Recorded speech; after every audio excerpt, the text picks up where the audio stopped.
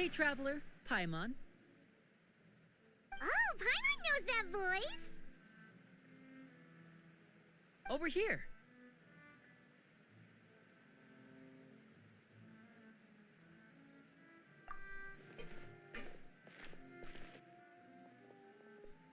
To borrow one of the more popular turns of phrase at the moment, this appears to be quite the fated reunion. Running into you two out of the blue like this has really made my day. I certainly wasn't expecting it. You can say that again. What brings you to Poisson? Wait, Paimon's got it! You must be here for one of your magic shows, right? Actually, we've run into a bit of trouble on the home front, so Father arranged for us to stay in Poisson for the time being. Oh, are Lynette and Fremine here too? Yep, along with most of the other members of the House of the Hearth. You may have noticed Poisson seems a bit more crowded than usual. So you're saying nearly the entire organization has moved to Poisson?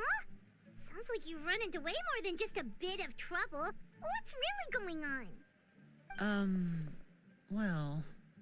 Since the two of you are so curious, perhaps I can fill in the gaps. You scared Paimon half to death! Father, you're here. You know... On second thought, maybe we don't need to know. It's all probably super confidential House of the Hearth stuff, right? We totally weren't trying to pry or anything. No need to be nervous. I could sense your genuine concern from your conversation just now. Of course, I can also understand your confusion. Sending so many Fatui here to Poisson, it's only natural that some might suspect an ulterior motive to be involved. I understand. I'm well aware you've had your fair share of confrontations with the Fatui in the past, and I can't exactly guarantee that we'll remain on good terms in the future. As for right now, however, I would say we have little reason to be at odds, wouldn't you agree? The House of the Hearth could stand to be more open with those who have worked so closely with us in the past. As for the issue at hand, well, it hardly relates to any ulterior motive. To be frank, it all stems from a certain rumor circulating around the House of the Hearth. It's an internal matter. What sort of rumor? A rumor that a certain A phantom child? Ooh, just hearing the name is giving Paimon the creeps. A spirit that should have long ceased to exist is lurking in the shadows of the House of the Hearth. So I decided to bring the children to Poisson before continuing to investigate the situation. I expect I should be able to track down the spirit fairly quickly. After that, it's just a matter of resolving the situation, if you will. It shouldn't be much trouble at all. If you're curious, or if you still have some concerns, it might be advisable to stick around for a few days. I'm sure the children would be exceedingly pleased to welcome some visitors. Lenny, I'll leave you to entertain our guests. I have some matters to attend to. Of course, Father.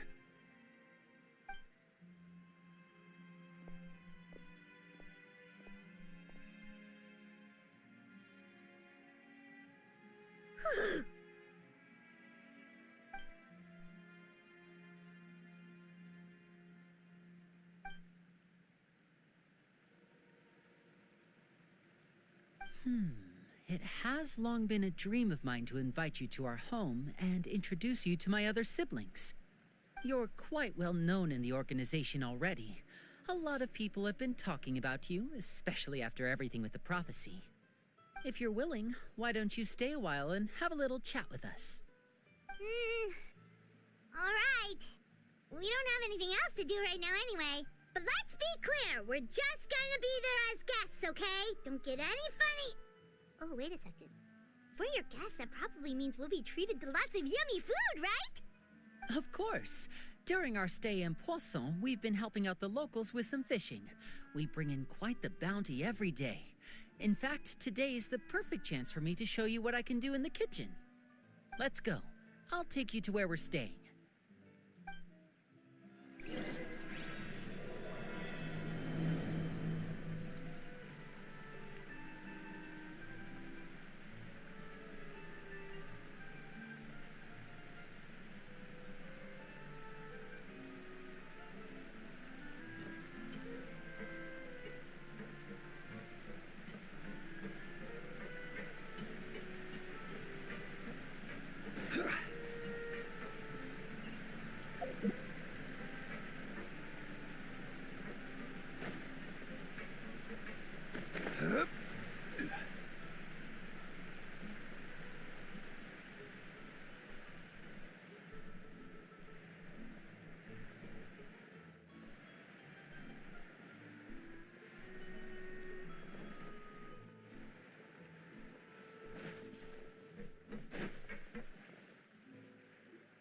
We rented this house from one of the locals to use as a temporary base. I'll come back later and tidy up a bit. After that, it should be all ready for you to stay in tonight. Awesome, thanks! So, where are we off to now? Well, when I happened to run into you two earlier, I was actually in the middle of distributing some supplies.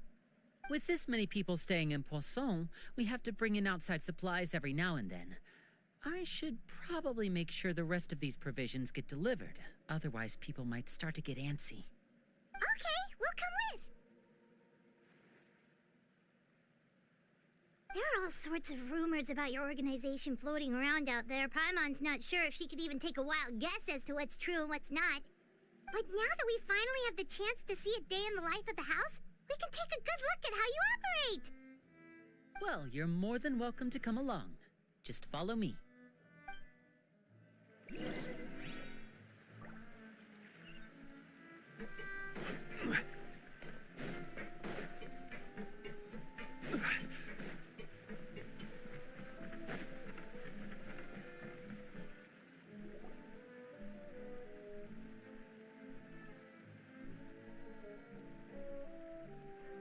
Linny, we're finally here.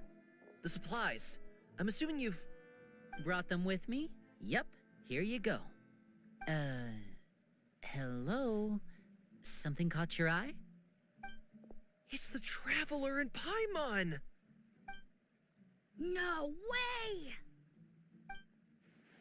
Come here, everyone! Hurry! The Traveler and Paimon are here!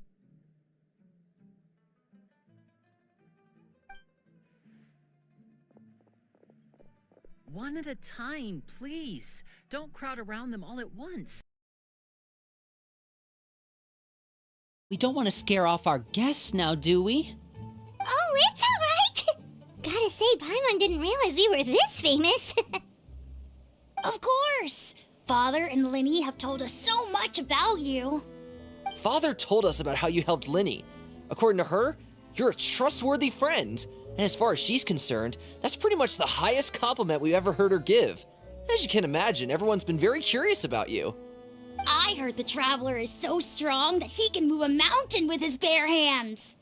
I heard Paimon eats so much that she can clean out the entire pantry at Hotel de Boer in just 3 days! Wait a second! That's the rumor you heard about Paimon? Oh, not cool at all!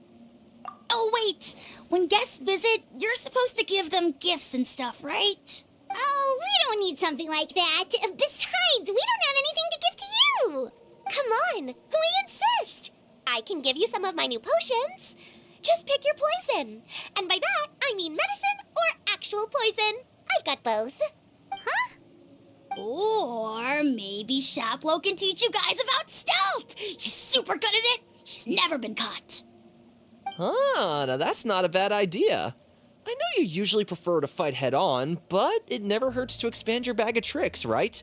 When it comes to eliminating your enemies, staying quiet can go a long way. Trust me, I would know. I was poisoned not too long ago, and I'm still dealing with the after effects. So I'm not quite as good as I was before, but I can still give you some pointers. Wait, when you said gifts, I didn't think you meant poison and stealth tactics. But those are the best things we can give you. You don't like them? Ooh, how about this? Tell me the name of someone who really annoys you, and we'll teach him a lesson for you. All right, Fold, Selwar. I think that's enough suggestions for now.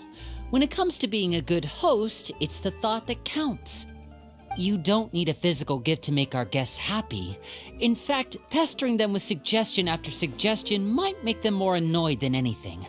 I would say your enthusiasm has certainly gotten across. Really? Awesome! It's been so long since we have had guests to play with. If there's anything you need, just let us know. Yeah, especially if it's poison or something. I've got all sorts of potions for that. Well, we'll talk to you all later. We've still got supplies to distribute. All right, see you later.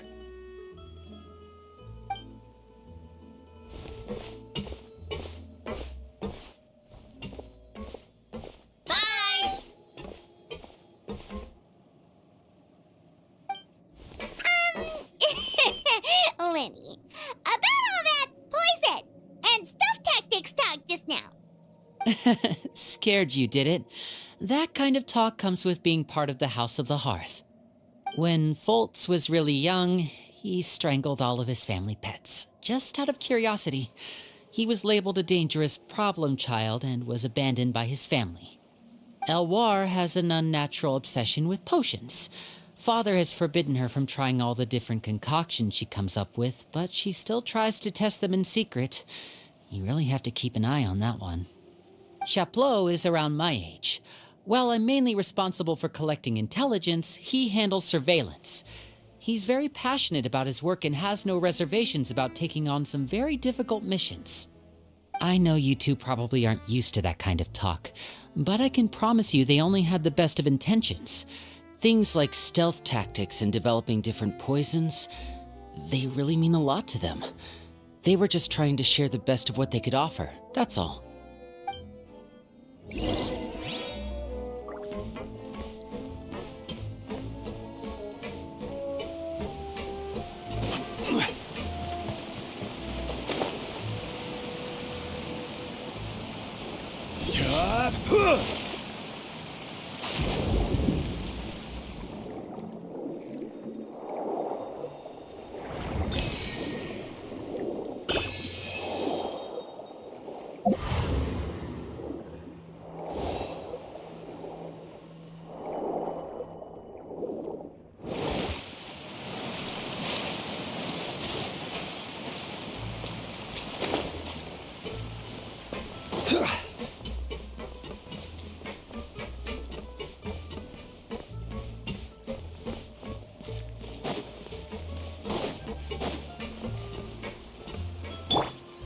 Take flight!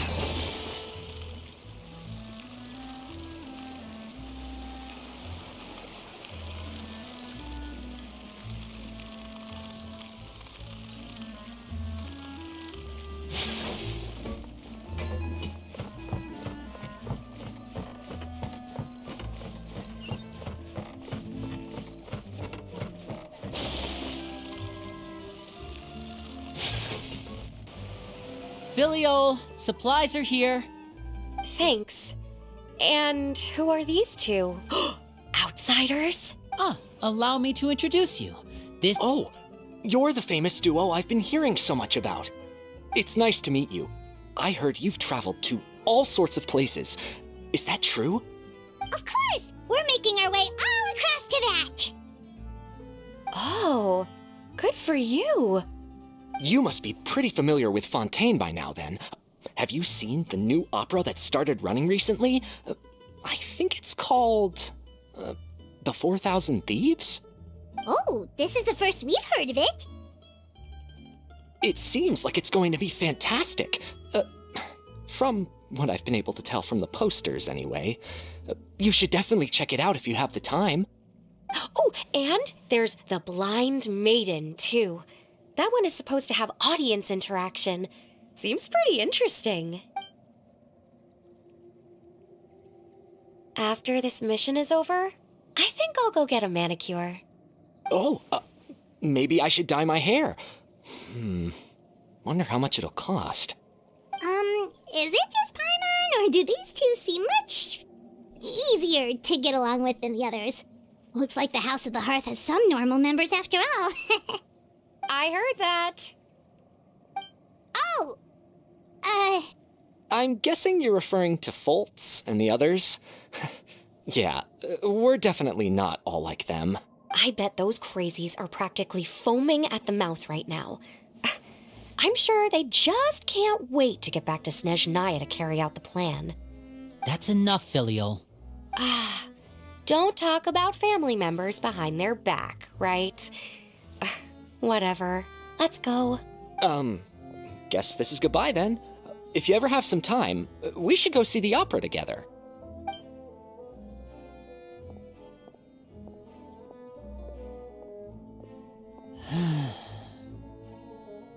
Well, that's it for the supplies. We should probably head back as well.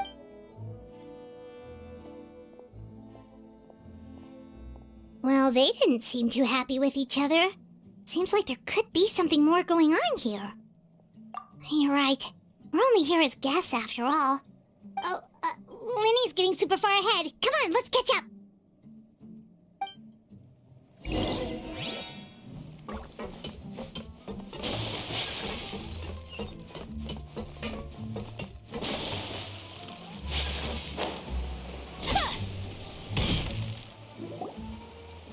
So, what do you think of the members you've met so far? Well, Father is always encouraging us to be strong-willed and independent. So if there's one thing we've got, it's people who aren't afraid to speak their mind. Well, I should probably get cooking. Wanna join? Of course! Then let's head out and... Huh? Fremine? What are you doing here?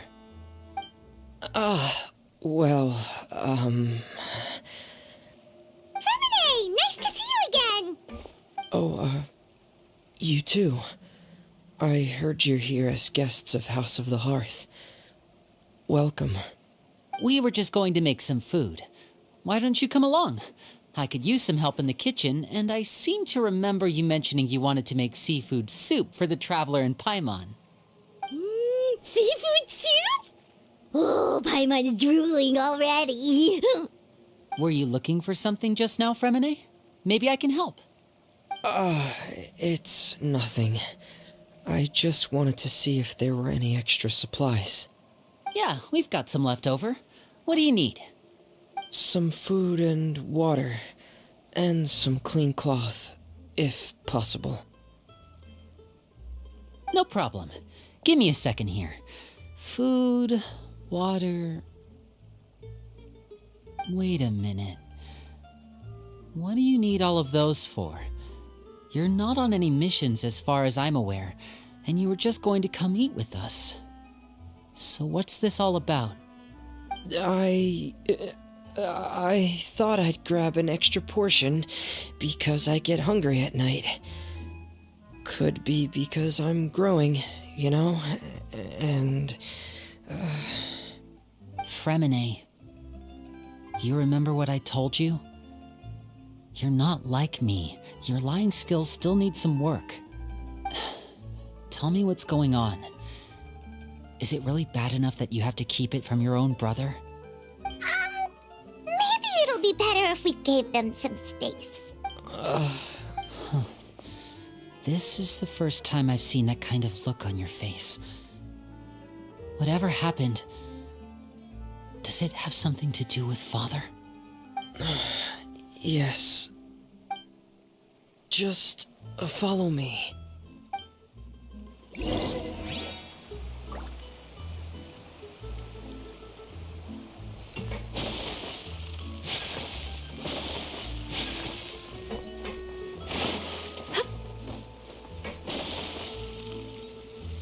I need to find something to do with myself.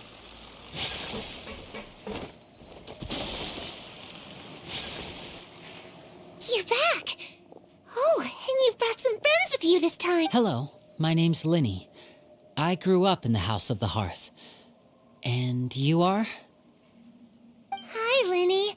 I'm also a child of the House of the Hearth, just like you. You can call me Clairvy. Clairvy? It's nice to meet you.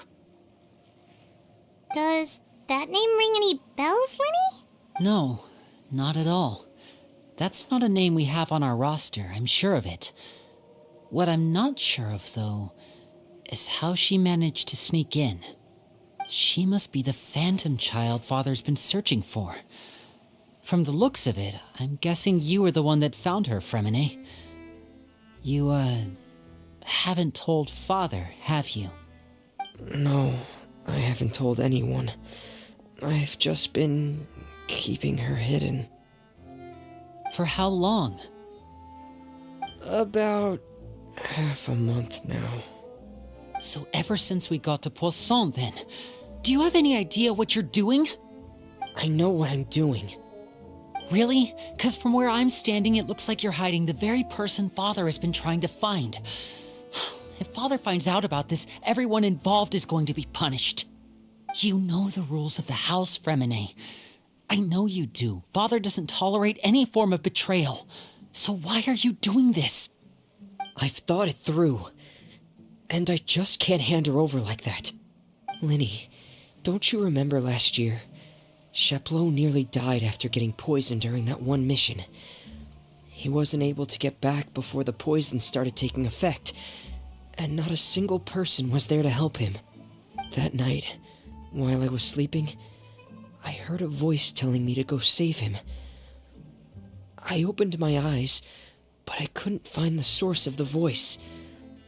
I thought maybe I was just hearing things, but I went to look for him anyway. Luckily, I got there with enough time to save his life. That feeling of being haunted, of hearing voices, it's happened many times in the House of the Hearth. I'm sure you've noticed. So what you're saying is, that was her? She was the one who spoke to you that night? Unless there are other spirits roaming around the House of the Hearth, I don't think there's any other possibility. If Clairvy were our enemy, it wouldn't matter whether she was a spirit or an actual child. I would have acted without a second thought, because that's what Father ordered us to do. But she's been living with us, helping us from the shadows all this time. I think that makes her family. I couldn't just hand her over to be dealt with. Not when there's so much we still don't know. So what's your plan then? You can't keep her here forever. Someone is bound to find out eventually. I haven't thought that far yet. I don't want to disobey an order from Father, but I also don't want to put Clairvy in danger. Come with me. There are a couple things I'd like to say to you in private.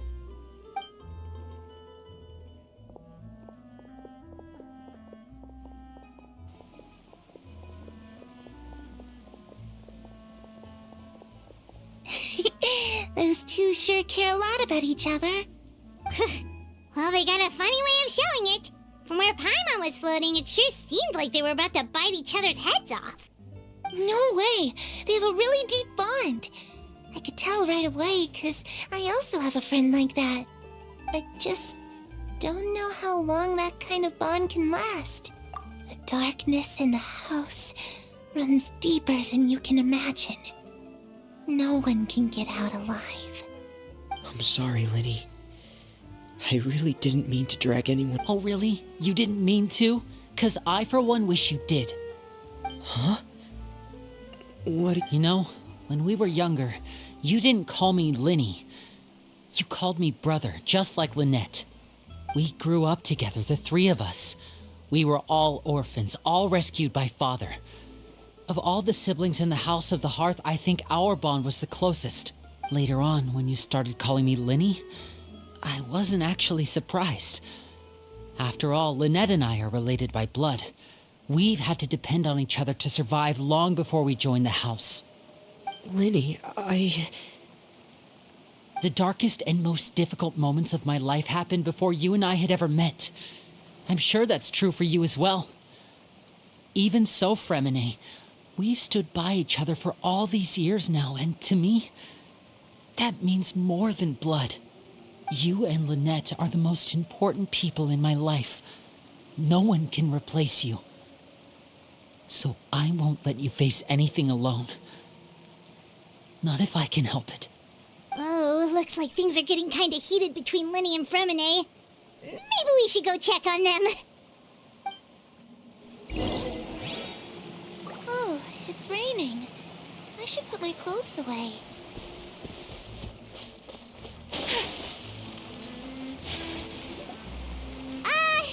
Hey, you two! Hope we aren't interrupting anything. Like a fight, or... Oh, wait a minute, Fremine. You're not crying, are you? Is everything all right? everything's fine. Thanks for asking. Well, we're all friends here, right? We've been through so much together, so if there's anything we can do to help, just say the word. It's just a small family dispute.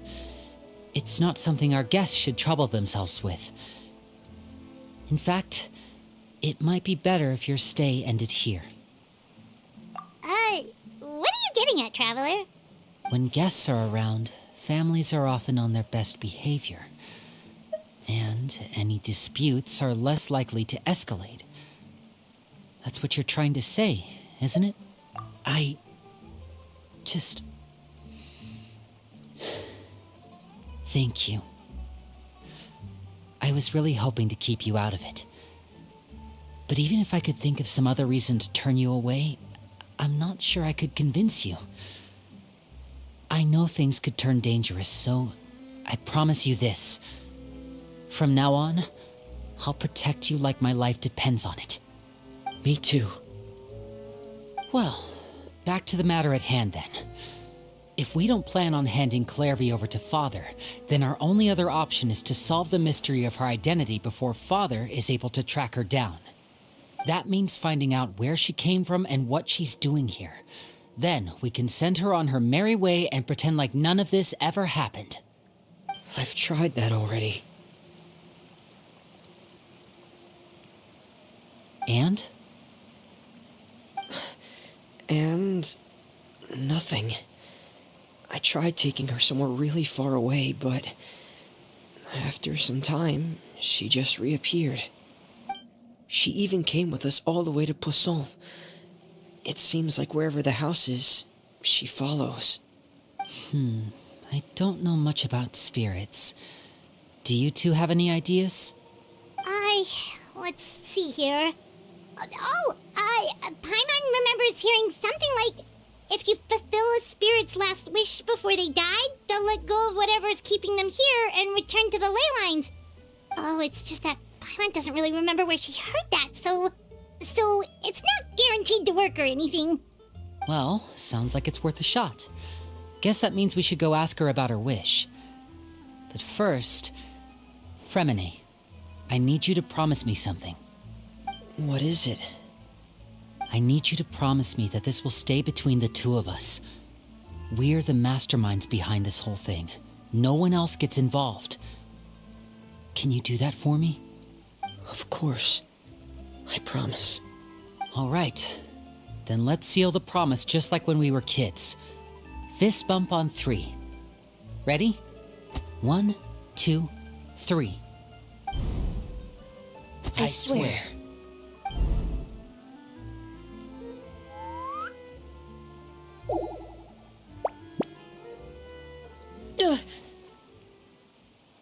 Whoa!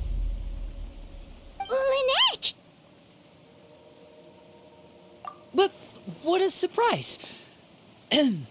What brings you here, dear sister? And, when exactly did you get here?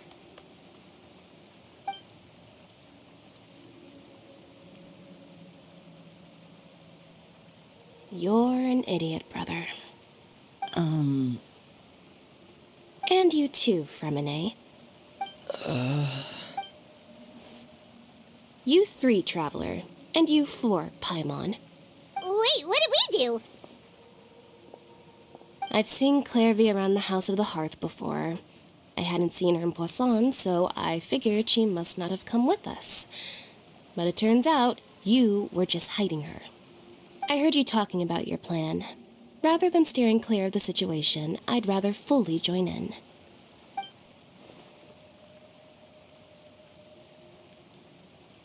If you don't agree, I'll have no choice but to report everything back to Father. Simple as that. You're not giving us much wiggle room here, Lynette. Well, I guess we're all in this together then. After we talk to Clairvy, we'll figure out our next move. There's no time to lose. Let's go.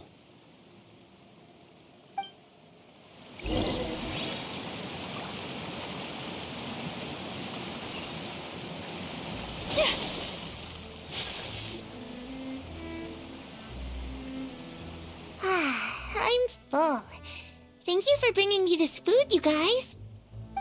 She said she's full, but the food doesn't look like it's even been touched. That's right. Based on what I've been able to observe, it doesn't seem like Clairvy can interact with the physical world at all. Still, when she's presented with food, she'll always linger around it for a good little while.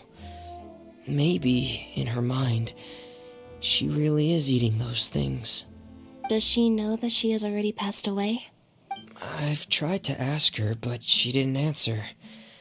My guess is that she's just as confused as we are. Or maybe she couldn't understand the question at all. Clairvy, if you've got some time, I'd like to ask you a few questions.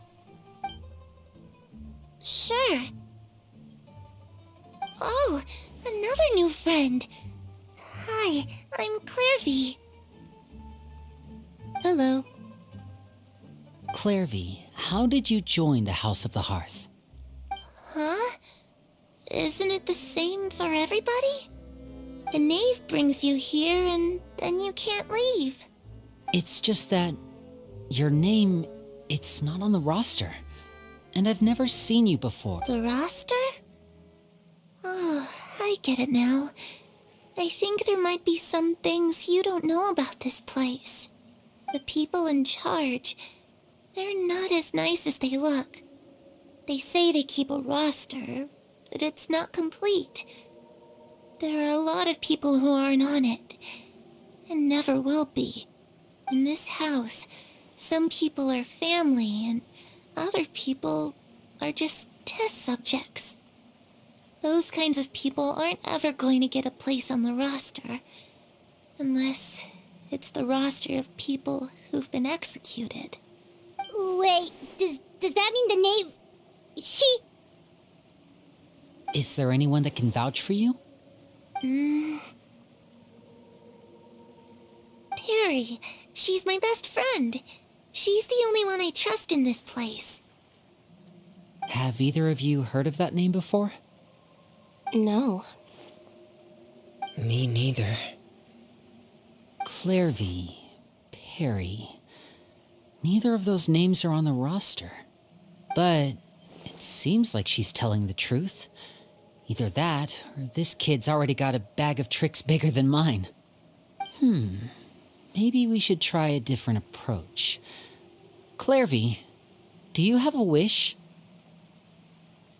A wish? It can be anything you want. Just imagine. It's your birthday, you're blowing out the candles, and your wish is...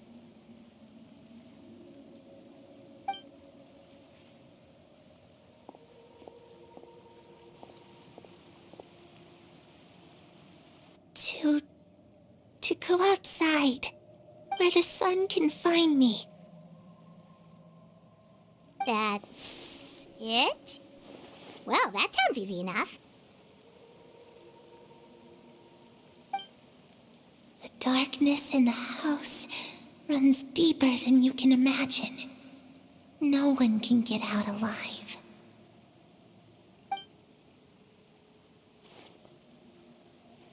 Okay, time to divide and conquer. Listen up, I've got a plan. I'll try and find a way to use basic illusory magic to take Clairvy outside and bring her somewhere with sunlight. Lynette, try and find the list of executions that Clairvy was talking about and see if her name is on it. Fremine, you stay in Poisson. We can't be the only ones who've had run-ins with Clairvy. I need you to collect intel on everything she's said and done. Understood. I'll try my best. What about us? What should we do? I really appreciate your willingness to help, but this is a family matter. I don't want to drag you in too deep. It's too risky. Let me think. Since Father considers you to be guests, maybe you could stick by her side for a little while. You don't need to do anything except keep up some nice, casual conversation. Ah, Paimon gets it. You want us to distract her. I'll give you a magic bird.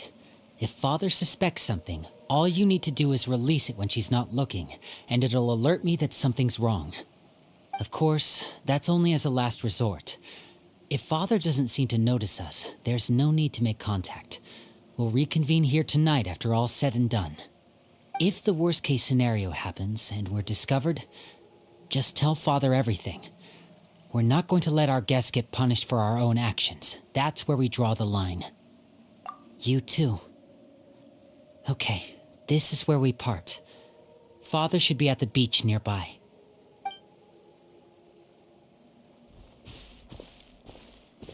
I really hope this goes well. No, it has to go well. That's the only way this can get resolved.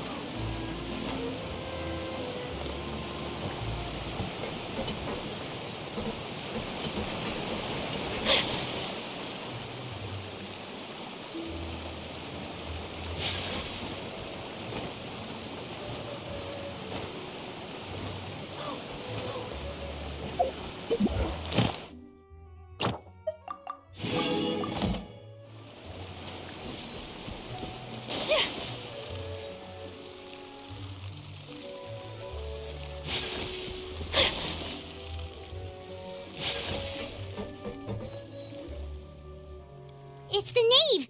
And... child! Hey, aren't you supposed to be in Snezhnaya recuperating? What are you still doing in Fontaine? Oh, it's you two. I didn't expect to run into you here. I was unconscious for quite a while after the fight in the Primordial Sea. After I woke up, I realized I was being taken back to Snezhnaya, and well, I couldn't have that now, could I? Not when I've still got unfinished business here in Fontaine. So, I mustered up all my strength and made the journey back on my own. What sort of unfinished business are we talking here? It has to do with Skirk, my master. I really wanted to meet up with her, but by the time I got back, she had already left. I still have so many questions for her. Without any other leads, all I could do was ask the knave to help me track her down. She must have left behind some traces from her time in Fontaine. Oh, okay, so have you found any clues? Unfortunately, no.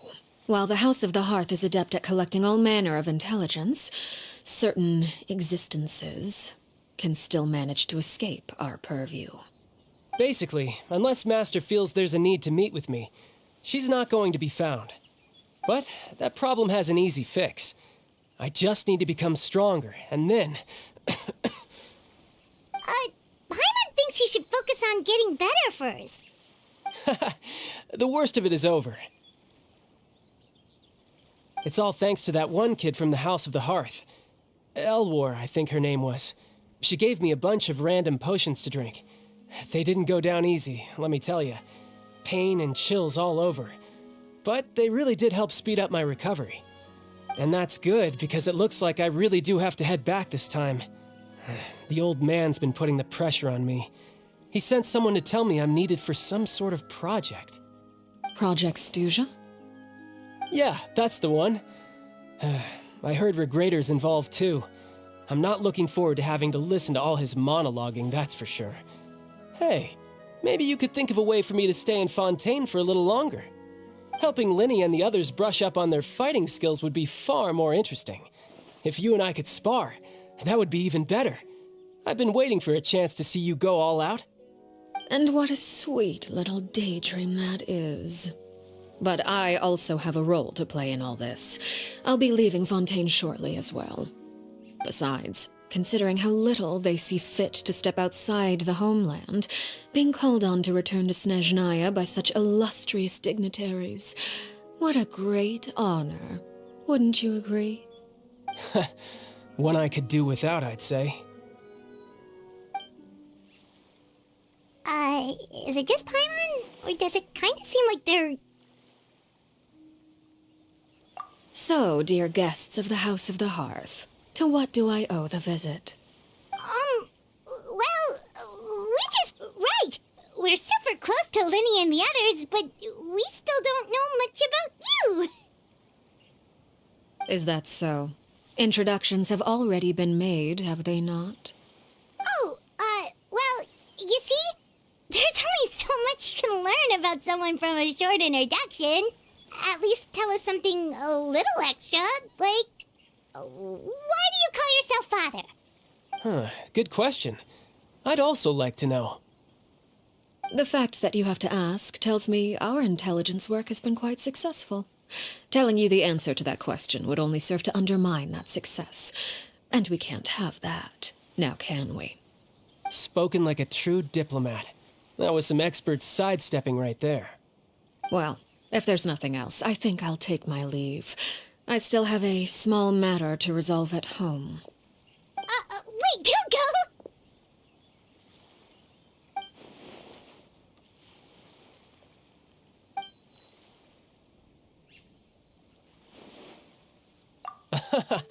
I'd also like to hear the answer to this. I've met some of the members of your organization, and they all seemed like really good kids. They actually reminded me of Tonya and Tusser. Which, by the way, if you ever betray them, I'm just letting you know, I won't let you off easy. And why would I betray them? Well, you've already betrayed the House of the Hearth once, haven't you? At least, that's what I heard.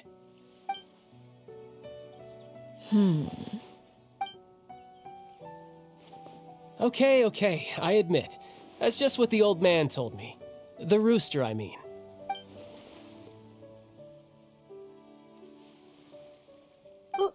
Wait, did you really do something bad to those... Never mind what I've done. I'm more curious as to what the mighty rooster had to say. Care to enlighten me? Well, nothing much.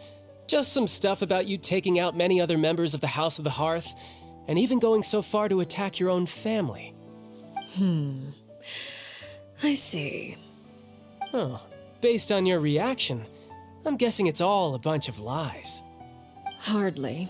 I don't appreciate his particular turns of phrase, but I suppose he didn't say anything untrue. Although, it would be more accurate to say that there is a certain level of prejudice involved, but I don't intend to clear that up just yet.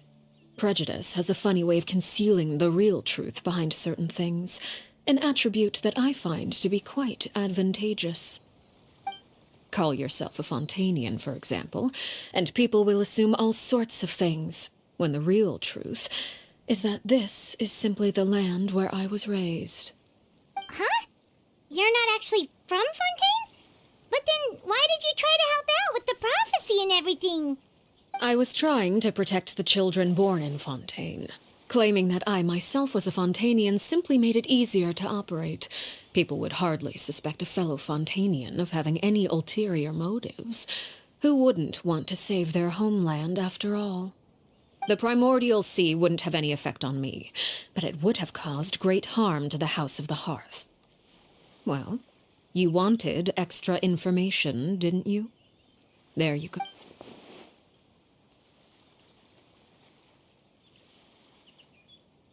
So, you stayed in Fontaine for the kids. I guess I was wrong to believe you'd betray them. Apologies. Looks like I was holding on to some prejudices myself. Good. Like I said, I like it when others have misconceptions of me. Actually, while I was recuperating at the House of the Hearth, there was something else that really caught my attention. I heard that members always resolve disputes and arguments with a friendly spar, and the loser has to back down. Seems pretty cool if you ask me. Would also give them plenty of opportunities to hone their skills. Well, that's only a recent development. In the past, such spars weren't nearly so friendly. The losing party would lose everything, including their life. They were that high stakes? Whew, at least that's not a thing anymore. Well, the current atmosphere's not half bad. I'm a bit jealous, actually. You've got so many family members around you, and you even get to live with them. Having a lot of family around means dealing with a considerable amount of bickering and scheming. Once Tonya and Tusser enter their rebellious phase, I'm sure you'll understand. Just imagine. Tusser becomes obsessed with plucking out strands from the rooster's mustache, or Tonya decides to dye her hair 42 different colors. Okay. I get the picture.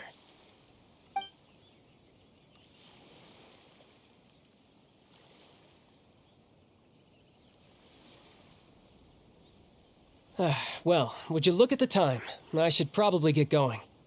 Traveler, Paimon, I'm not sure where our paths will cross next, but the next time we run into each other, we should definitely try and find some time to spar. Again, maybe this is a conversation we can have when you look less like you're gonna keel over. All right. Well, thanks for everything, Arlecchino. No thanks necessary. You also played a part in obtaining the Gnosis. I would say we can call ourselves even. I like the sound of that. Well, I'm off. See you all some other time. We should probably get going too. Do you want to head back with us? Oh? You want me to leave so soon? Oh, well, you see, I'm rather enjoying the evening breeze.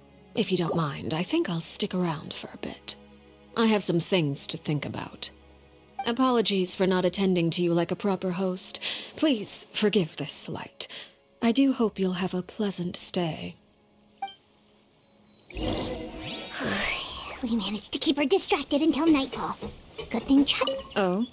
You decided to stay a little longer?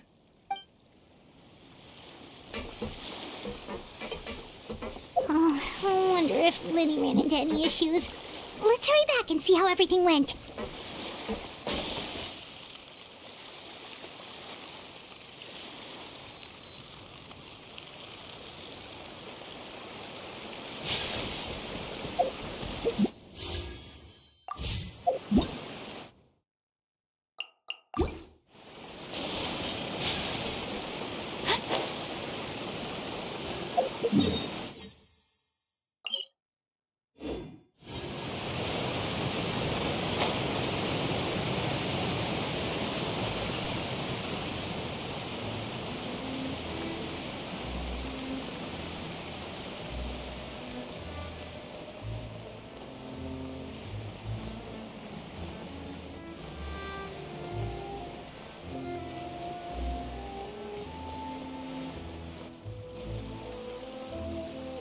Lenny, how did everything go? Well, long story short, we ran into a small issue. Clairvy can't go into the sunlight. Everything was fine at first. She followed me up to the surface just like I told her.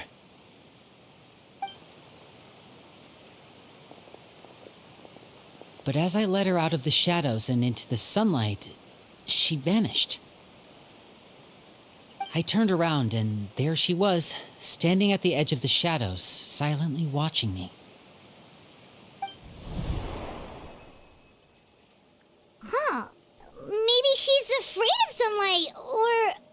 No, it wouldn't be her wish if that were the case. Well, we could always try pushing her into it. Oh, true. I've pretty much tried it all already. Nothing worked. Eventually, the sun went down, so all I could do was bring her back here. How did it go with you, Lynette? Good. I've got the list. It's right here. Really? Well, what are we waiting for? Let's take a look!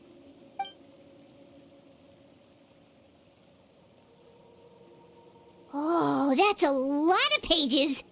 Oh, it's gonna take forever to get through it all. We can each take a section. Here. La Pouillade, l'endroit, champ...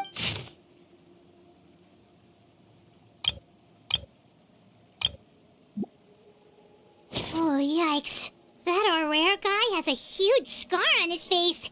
He's kinda giving Paimon the creeps. Ah, I've met him before. The scar is from an injury he received during a mission. I still remember him joking with me about it. He said any future lover would take one look at him and then lose all interest. Did he say anything else? Well, I asked if there was someone he was interested in. He said no, and that's where our conversation ended. It was only later that I learned he really did have someone he liked. He risked everything to escape so he could be with her, but it didn't work. One day, Father asked to see him, and, well, I never saw him again after that. Wait, so that means the knave, she... It may seem cruel, but it's just one of the rules of the house. Betrayal is not to be taken lightly. We know too many secrets to come and go as we please. So, if you do try to leave, you pay with your life.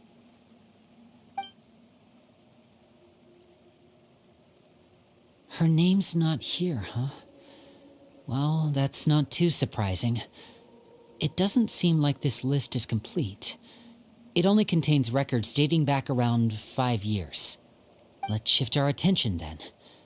Fremine, were you able to find anything out? Fremine. Sorry. I was thinking about something. I managed to talk to quite a few people, but I couldn't help but notice that the atmosphere in the house was a little... strange. Strange. Yeah, I mean, I know there have been arguments in the past, times when people haven't gotten along. Chaplot and Filiol are a good example of that. Oh, those are two of the people that we met while delivering supplies. Paimon can see how they might not get along. They had very different vibes, and their, interests seem to be pretty different as well. That's to be expected, actually. Father brought us all here, shared her knowledge with us, taught us how to fight. That's one thing we all share. But that's also where the similarities end. Not all of us feel the same desire to stay here. As members of the House of the Hearth, we're also considered part of the Fatui. And to a lot of people, that's an identity they never asked for. Certain members get older and realize they want something else for themselves. But considering the rules of the house, most people would never say that out loud. People like Chaplot and Foltz are loyal to Father and her vision. They're proud to be part of the Fatui. Filiol and Nantoy, on the other hand, well, they aren't quite as enthusiastic. These kinds of conflicts have always been there. It's not like Father is in the dark about any of this. Well, that's true. But it just feels like things have gotten worse lately. Filiol and the others, it seemed like they were meeting in secret to talk about something. I can't say for sure, but I think they've met Clairvy. You think she's been inciting them to act out? No, not exactly. But I wouldn't be surprised if she said something to them about the darkness in the house and how deep it runs. She's told me about it before. Experiments being run on children. People being used as pawns on the battlefield without so much as the strength to survive. And they just believed all that? Without any evidence? Clairvy's words probably gave them the excuse they were looking for. Whether they actually believe them to be true is secondary. This is all because of Project Stuja, isn't it? Whoa. Hold on a second. What's this Project Stuja all about, huh? This is the second time it's come up now. Sorry, but I'm not sure of the details either. I only know what Father has told us, which is that it's something the Rooster and Regrader have been working on together. Apparently, it has to do with the Fatui's strategic plan for the future. Because the House of the Hearth was so successful in obtaining the Gnosis, we now have the honor of playing a key role in Project Stuja. Wait, but isn't that a good thing? Key role is just another way of saying dangerous role. To us, the whole thing is an inconvenience. Father thinks so too, but she's in no position to refuse. Their plan isn't exactly unreasonable, and they've been funneling the house a lot of funding. It's just that we'll lose a lot of members in the process. Participating in the plan, it's an honor in name only. What they're really trying to do is subdue us. The existence of an intelligence organization outside their control makes them feel uneasy.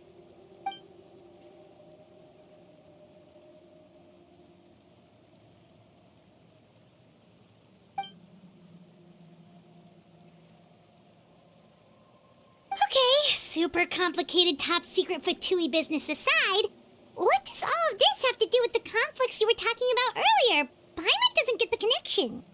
External pressure has a way of exacerbating internal strife. You can't overlook the power of fear either. People are afraid of dying, and that fear is often the impetus for a lot of stupid decisions. I thought resolving the Clairvy situation would make everything go back to normal, but it looks like things are more complicated than I thought.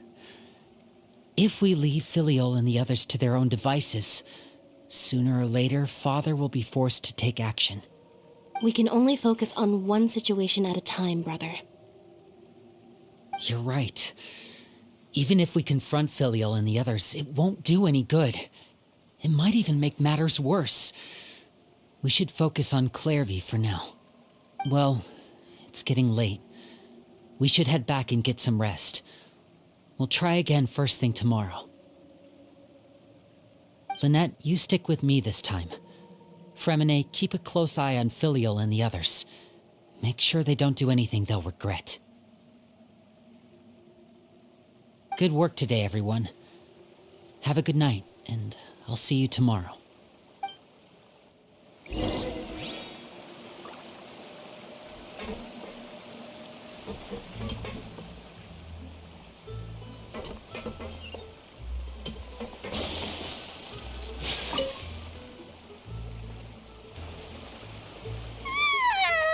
Oh, I'm always looking forward to an early night, but she can't sleep at all. Hey, you don't think the knave will be too angry with Linny and everyone if she finds out about all this, do you? She's even scary when she smiles. If she were to actually get angry... Ooh, you have to protect Paimon if that happens, okay, Traveler?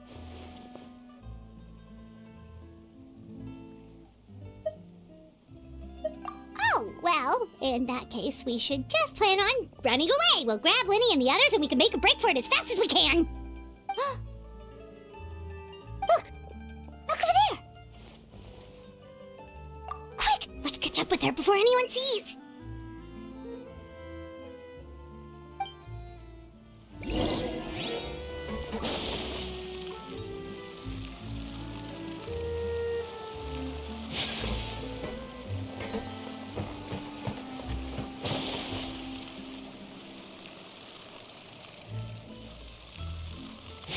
Over there!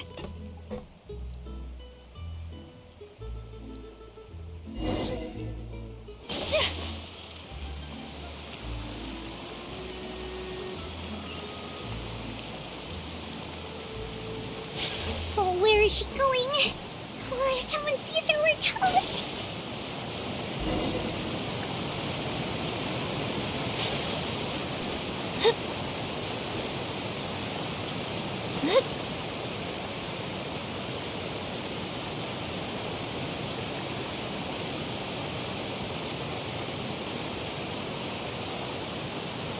Oh, look! She stopped!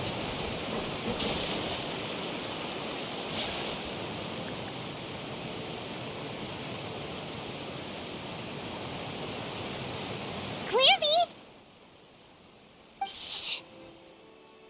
I opened the window while no one was looking. Look how pretty the outside is.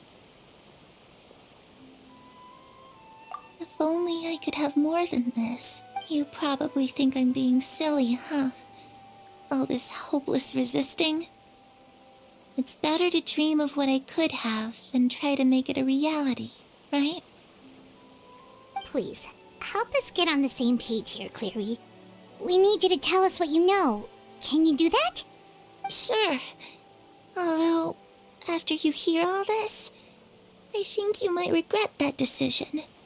Everyone in this family is nothing more than a tool, something to be used and exploited. We're all expendable, including me. As long as you're useful, you get to stick around. Lose your value, and you're handed over to the doctor, experimented on, and given a fate worse than death. I've seen it happen again and again, and I've had enough. You're saying the knave did all that? It's just, that doesn't seem like something she would do. She's scary and all, but it seems like even she has lines she wouldn't cross. I knew you wouldn't believe me. Everyone thinks she's a good person. They all think of her like a real mother. Mother? But she doesn't deserve that title. She's disgraced it and tarnished it. And if I had things my way, I'd never see her again. If only Perry were here, she'd understand. Perry. There's that name again. Also, Paimon's getting a strange feeling. It almost feels like she's not really here with us. Paimon can't tell if she's actually talking to us or if she's mistaken us for someone else. Well, in any case, it seems like she really needs someone to talk to. We should keep her company for a little longer. She looks so young. But it seems like she's been through a lot. It's getting windy. I should close the window. Ooh, look at the moon. Isn't it pretty? Hey, wanna hear a secret? I heard that if you look up at the night sky in Snezhnaya, you can see the aurora. It's supposed to be super pretty. Even prettier than the moon tonight.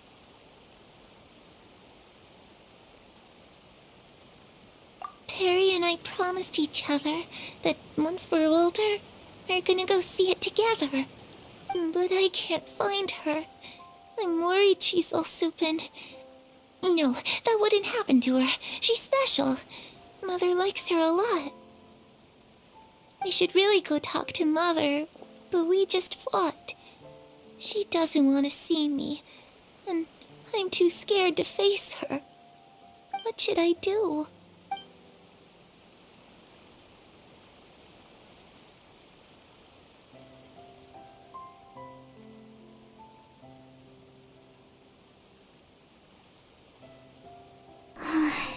Paimon really doesn't understand what's going on with her. Well, let's head back.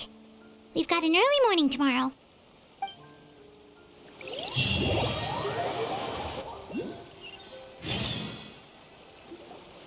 All right, looks like we're all here. Let's go ahead with the plan. Oh? What is it? What makes you ask that? Well, we kinda ran into Clairvy last night, and that's what she told us. We met the doctor back in Sumeru. He's super dangerous, and he's done all sorts of bad things. It's possible that Father and the Doctor have had certain dealings, but I don't think Father would work with him. We're not really on the same side, so there's not a lot of trust between them. That doesn't exactly set the stage for a successful partnership. I did hear, though, that when Father first became a Harbinger, the Doctor offered to work with the House of the Hearth. Father rejected most of his proposals, except for one. It had to do with some sort of secret experiment. Secret experiment? Could that be what Clairvy was talking about? I don't think so. I don't know any details about the experiment itself, but I do know it's an entirely independent operation. The Doctor only proposed a direction for the research. That was the extent of his involvement. I still don't think that counts as working together. The details of the experiment are confidential, but complete records are kept on all participants. That doesn't seem to be the case with the situation Clairvy referred to. I know you don't agree with some of the Fatui's methods, and I'm not asking you to. But I am asking you to trust us on this. The House of the Hearth has its own principles. There are certain lines we're not willing to cross. Alright, that's good to hear at least. Clairvy seems to think the knave and the doctor worked together to do something horrible. If that turned out to be true, Paimon doesn't know how he would even face you guys. It's just that it doesn't seem like Clairvy is lying either. The easiest thing to do would be just ask the knave directly, but Paimon doesn't think she'd tell us.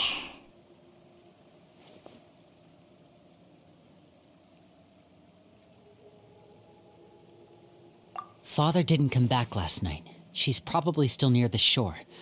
We'll be counting on you to distract her. Lynette, you're with me. Fremine, you know what to do. Be on your guard, everyone. All right, let's get to it.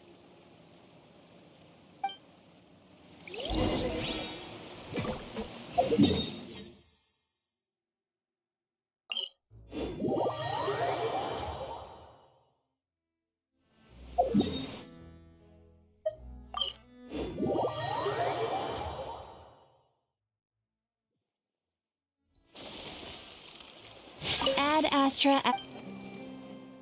Thank you for Ad Astra.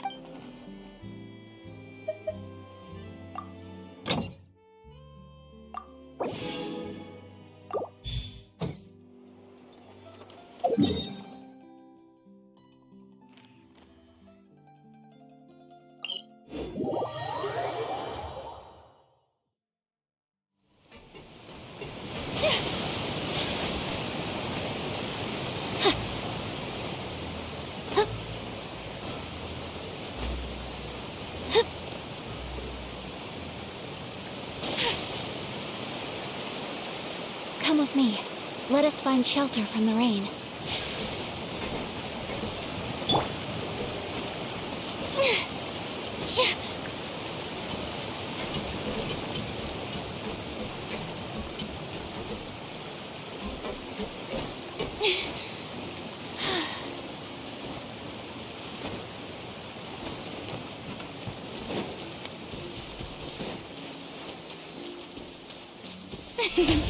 May I present?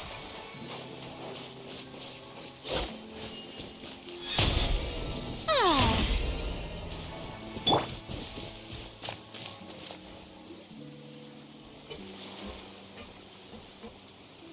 Ah, it's you two again. I must say, you look a bit pale. Did you have trouble sleeping last night? A little. Perhaps if you had less on your mind, you'd be able to absolve yourself of such troubles. So what are you planning to do now? Catch up on some sleep? Or should I give you some time to rack your brain for a topic to discuss before I ask any questions? Although I must profess to being curious. Without Child here, how do you plan on distracting me? Us? Distract you?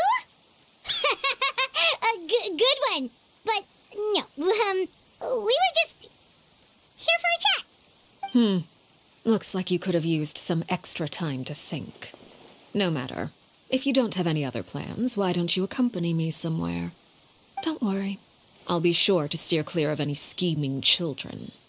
The ocean breeze is sure nice today. Children always think they can hide things from the grown-ups. But nothing gets past me. Least of all a little scheming. I think I'll let them have at it for a little longer. I can be very patient. Well, I'll leave you to think things over. If you're so inclined, meet me outside the Palais Mermonia. Good things come to children who do as they're told. So I do hope you decide to tag along. If only for your friends' sakes. What should we do? She clearly knows about everything we've been doing, and Paimon doesn't think it'd be a stretch to say she was threatening us just now.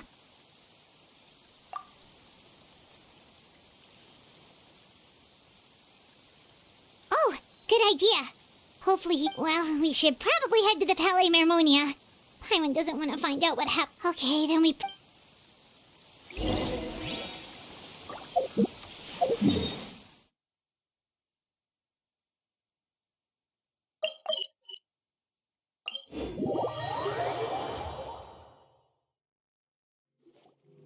Seeing as we still have some time before my meeting, we might as well enjoy some pleasant conversation while we wait. I'm glad to see you get along with my children. Being surrounded by good companions is necessary for a child's development. You're not planning on doing anything to them, are you? I assume you're referring to Lenny, Lynette, and Fremine. Although, there's that situation with Filial and Nentoy as well. It appears quite a few people have been acting out lately. No matter. I'm not one to discriminate. All those who betray the house meet the same fate. There are no exceptions. Does that mean you're going to kill them? Oh, are you here to beg for their lives? I'm sorry to disappoint, but the rules of the house change for no one. In my organization, everyone is responsible for their own actions. But don't you care about them at all? They really respect you. They even call you father. You must feel something for them. Any organization in which feelings come before principles is one destined for ruin. The House of the Hearth is hardly an exception. You could say our principles are more stringent than most. Perhaps I can offer you this consolation at least. As our guests, you two will not be held accountable along with them. I would imagine Linny, Lynette, and Fremine will be able to keep their lives. As for Filial, Nentoy, and the others, I'm afraid there's little I can do. They can try to escape, but once you know our secrets, there's no getting out alive. But that's awful. Ah, you seem concerned. Out of consideration for my guests, I suppose I could turn a blind eye for a little longer. If Linny and the others manage to dispose of Claire V in the meantime, all evidence of their wrongdoing will be lost. In that case, I could hardly punish them for something I couldn't prove. If their efforts are unsuccessful, on the other hand, all will be held accountable. And the punishment will be severe. Of course. Oh, and here, I believe this belongs to you. Do try and keep better track of it next time. It takes a considerable amount of time to train a bird like this. It would be such a pity if you were to lose it. Permanently. Wait, where did you get that? Well, I'm afraid that's all the time we have to chat. Now, for the matter at hand. I asked you to meet me here because I have business at the Palais Mermonia. It has nothing to do with you, but I think it would be prudent for you to stick by my side for the time being. There will always be time later to run off and tell Linny what you've learned. Well, time to go. Looks like we wrapped things up just in time.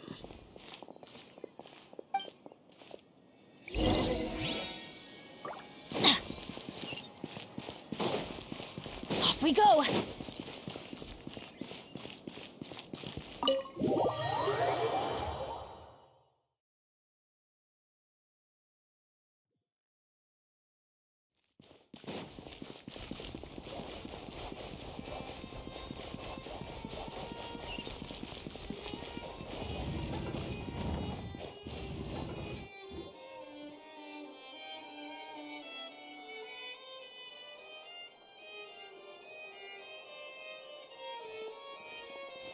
It's been a while, Monsieur Neuvillette.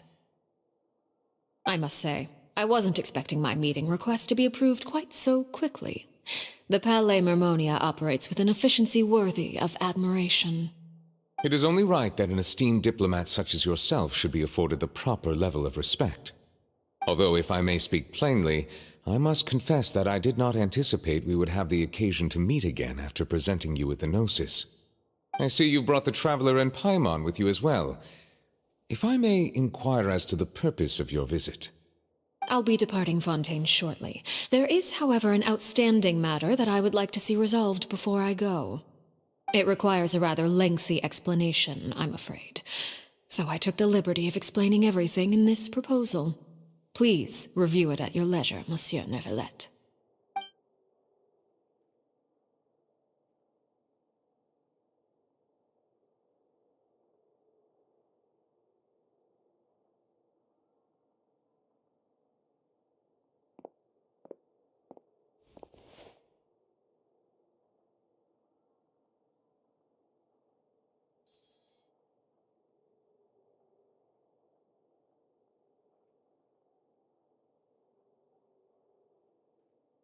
I understand your request.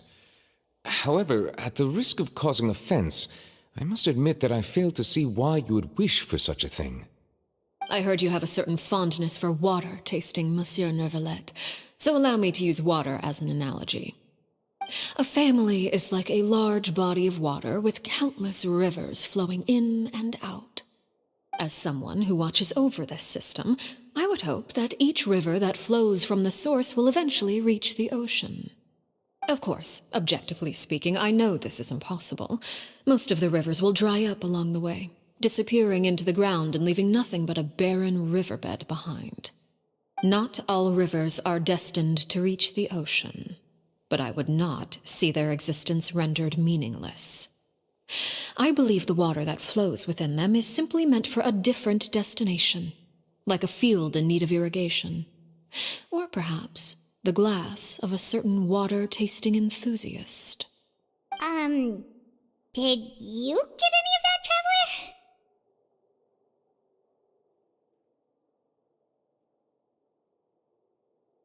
Your words paint an optimistic picture indeed. Allow me to remind you, however, few among us are willing to sip from a glass filled with tainted water. It may have been tainted at one point in time, but not to worry. I'll make sure it's drained of all impurities and returned to its cleanest form. I seem to recall there being a transactional aspect to your proposal. Perhaps you could expound on that? If you accept my proposal, Monsieur Neuvillette, I will gradually withdraw my forces from Fontaine. And, unless absolutely necessary, I will no longer carry out any special missions within Fontaine. I presume I can take your words to mean that, in the future, cases similar to the Tartuffe assassination will cease to cross my desk?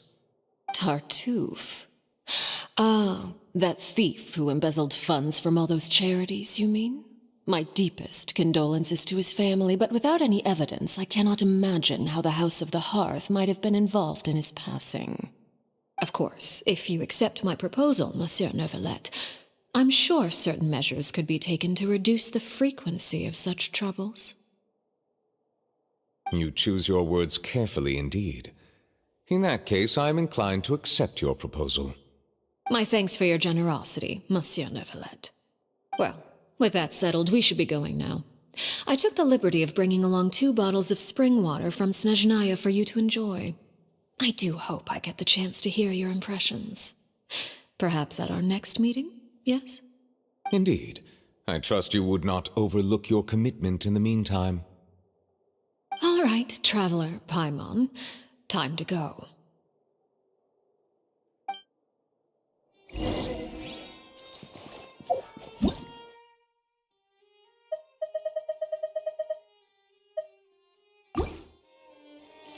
Adventure time! But that's just standard procedure.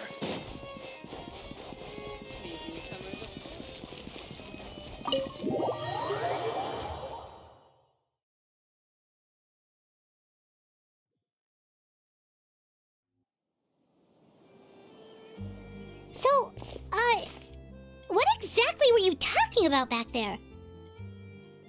Paimon only heard you mention some rivers, a large body of water, and then some kind of irrigation scheme. You really want to know? I would imagine there might be more pressing concerns at the moment. Winnie, Paimon really hopes everything's going okay. Oh, Paimon recognizes that look. You've got your thinking cap on, don't you, Traveler?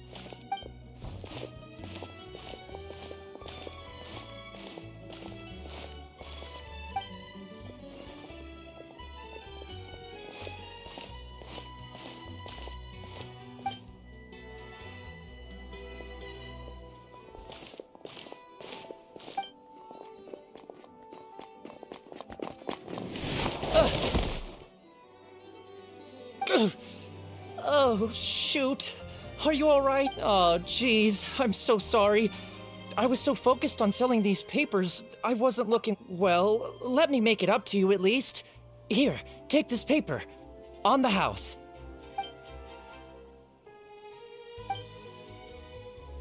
Oh, you don't have to give us anything. Please, I want to. It's not like I'm short on supply. All the extras will be useless come tomorrow anyway. It's my fault, really. I was just trying to bring home some extra mora for the family, but I bit off more than I can chew. I haven't had many takers today, so I'm still swimming in What's going on here? Nothing much. I just ran into your friend here on accident. I should probably get... Hold on.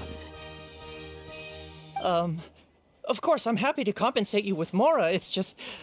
I don't have any on me at the moment. I'll take 3 papers. Here. Your payment. Oh! Thank you for your patronage. May the Archons bless you with good fortune. If only I had the chance to run into such generous customers every day. I should probably just take on a smaller inventory though, right? I'm getting married soon, so sometimes it's hard to not get ahead of myself. Anyway, I should head out. Goodbye! Well, now that my affairs are settled, we should take the boat back to Poisson. We've even acquired some light reading to enjoy along the way. Actually, why don't we stick around for a little longer? Paimon just realized how hungry she is. She can't head back to Poisson on an empty stomach. It appears you two are under the impression that delaying our return will somehow alter the situation in your favor. I'm sorry to ruin your fantasy, but your efforts are meaningless. That being said, I could be persuaded to give Linny some extra time. I just have one condition. If you agree to my request, I'll even answer some of your questions. You're quite curious about Claire V, are you not? And my relationship to her. Wait, why are you being so generous all of a sudden? You're not gonna ask us to do something bad, are you? You overestimate yourself. You don't have the talent for bad things. Then what can you possibly... The most important consideration in a negotiation is that both sides receive something they want. Demands and threats only get you so far. Wonderful. Here it is. When the time comes, make the choice that you deem most appropriate in the situation, and lend your help to the House of the Hearth. Okay, sounds normal enough. But what do you mean, when the time comes? When is that supposed to be? That is for you to decide. Then we have a deal. Follow me.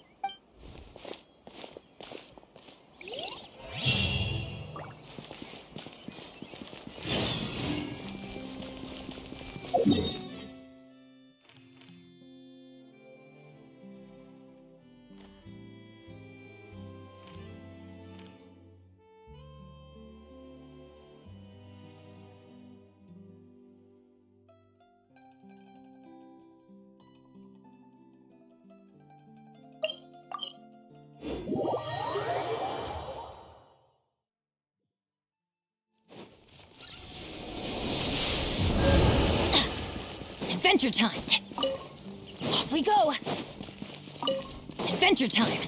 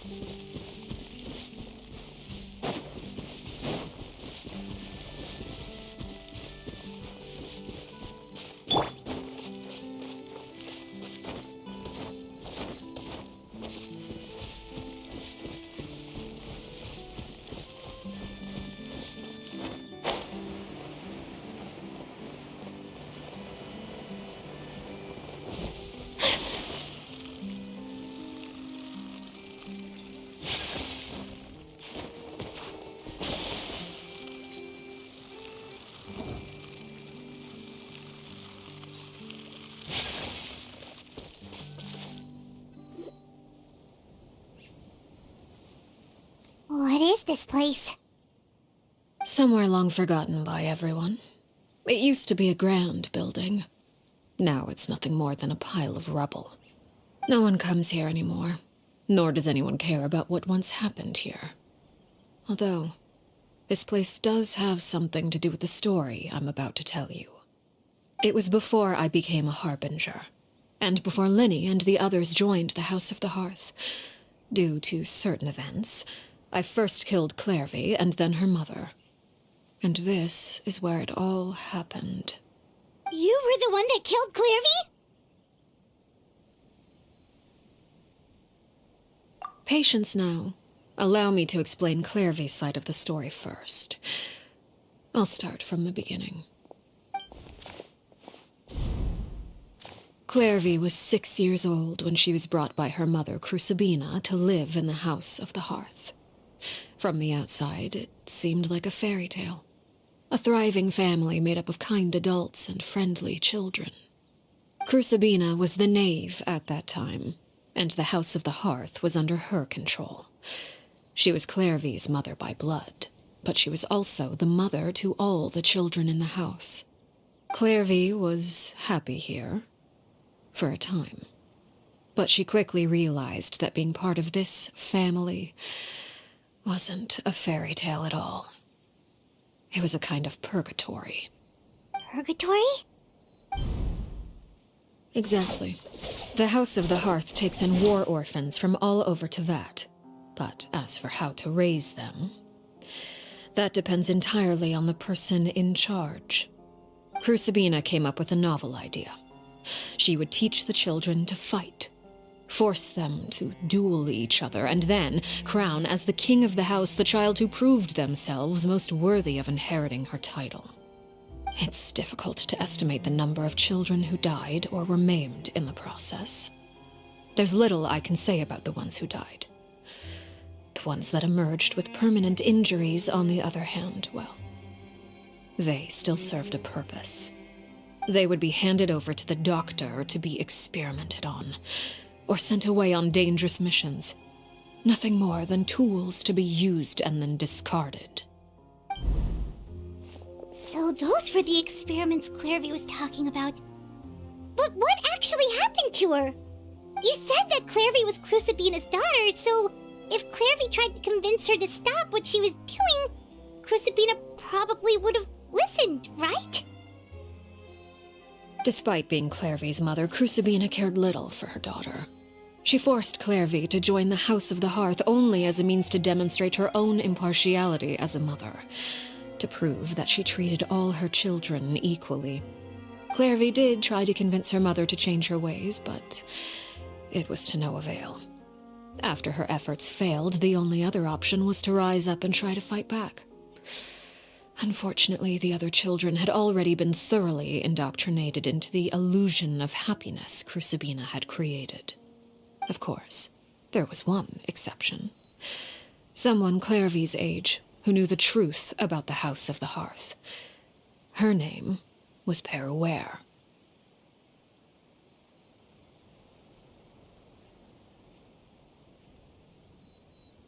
Wait, the friend that Clairvy mentioned? Friend, huh? I suppose we can call her that for now. Clairvy was a cheerful and passionate person with a tenacious spirit.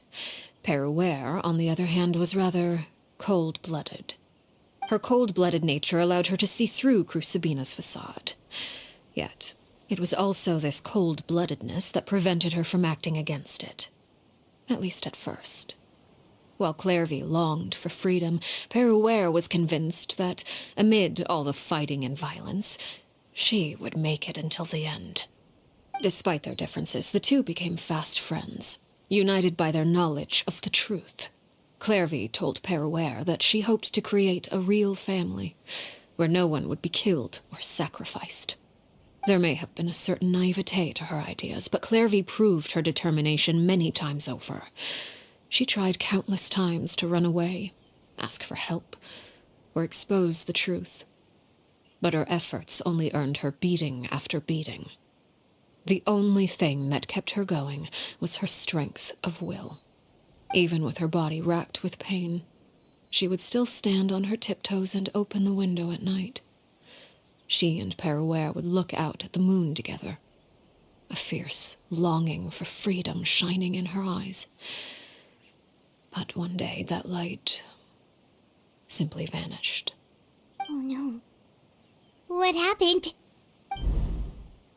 Her hopelessness resulted from a culmination of things. 10 years had passed. 10 years worth of failure after failure. She and Perouer weren't children anymore, but finding any chance to escape still seemed as hopeless as ever. It was during this time that Perouer suggested a new plan. If escaping was out of the question, why not take down the very person sitting on top of this throne of lies? Mother herself. Clairvy rejected that proposal. She claimed that, as a famous harbinger, Crucibina possessed an unimaginable amount of power. Trying to kill her would have an incredibly low chance of success. Clairvy never gave another reason, but Perouer could see it written all over her face. Clairvy still thought of Crucibina as her mother. Killing her own flesh and blood was a line she couldn't bring herself to cross. If she couldn't escape and fight back, then only one option remained. Precisely. Death was the only way that she felt she could be free. It happened during a duel. When she arrived at the dueling ring that day, her partner turned out to be none other than Perouer, the very person that had stood by her side all those years. It was a fierce battle.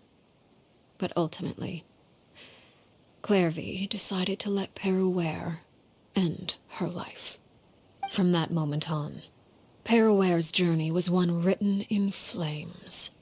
When the rain finally came and washed it all away, there she stood, the sole victor in Mother's endless game of slaughter, a trail of corpses strewn across her path to success.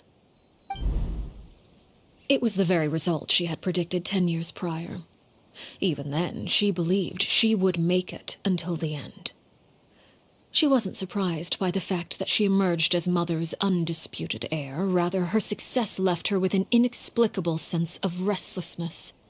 She was unsettled, and there was only one thing that could quell that sensation. Perhaps you two would like to take a guess as to what it was? Crucibina, you mean? But... Correct. This is the place where Perouer killed her best friend. A mere year later, this is also the place where she fought tooth and nail to kill the mother they shared. The moment she acted, any conception of what was right or wrong ceased to matter. It's one of the principles of the house. Only those who survive get to write the rules. Perouer won the battle, and became a harbinger herself. After which Her Majesty, the Tsaritsa, bestowed upon her a new name. Arlecchino. So the Perry Clairvy was talking about... It was you all along. You're Perouer. Arlecchino is just a name you got later. I left that name behind long ago. I must say, hearing it now does bring back memories. After I defeated Crucibina, the moniker of Mother died with her. I chose to forego the title she called herself, and even chose to give up my own name. I rebuilt the House of the Hearth under a new identity. Not only as Arlecchino, but as father. And that is where the story ends. And yeah, based on what you just told us, Clairvy wasn't a little kid when she was killed. So the Clairvy we met... Was she really a spirit at all? I suppose you could call her an illusion born of flame. Her existence is like ashes to a fire. Something left over in the wake of blaze and ruin. You see, a certain power runs through my veins. It's not unlike a curse. My flames leave behind shadows of anything they consume. Of course, The chances of those shadows morphing into a sentient entity are exceedingly slim. Clairvy is a very special case. Clairvy died when she was 16 years old, but what emerged from the flames was her 6-year-old self. Her appearance wasn't the only thing affected. Most of her memories were lost to the blaze as well. Memory is a mysterious thing indeed. Losing a portion of your memories will alter your sense of self. Lose 10 years' worth, however, and it would be like living in the past. No wonder Paimon got such a weird feeling when we were talking to her. Perhaps I should put it this way. Clairvy is someone trapped in time. It may seem like she exists with us in the present, but she truly lives in the confines of her own past. So if all of that is true, then you must have known about Clairvy for a long time. Indeed. She's a rather volatile and unstable entity. Sometimes she would look after the children. She's even saved some of their lives.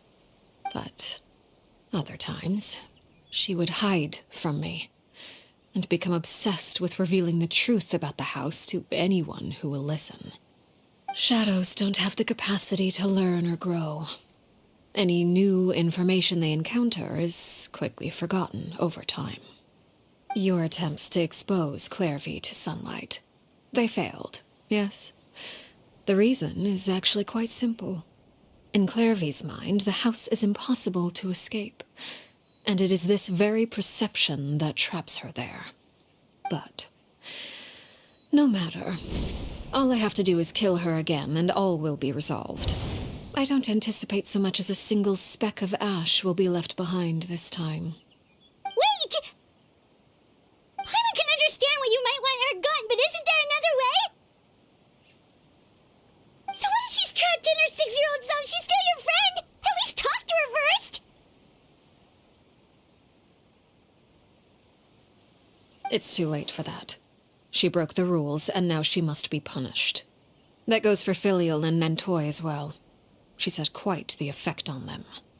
I hope you understand. The difference between Crucibina and myself lies in our formulation of the rules, not our policy for enforcing them. Upholding the rules without question is a trait we both share, because that is how a household should be run. Is this really what you want to do? Whatever could you mean? Don't you want to say a proper goodbye at least?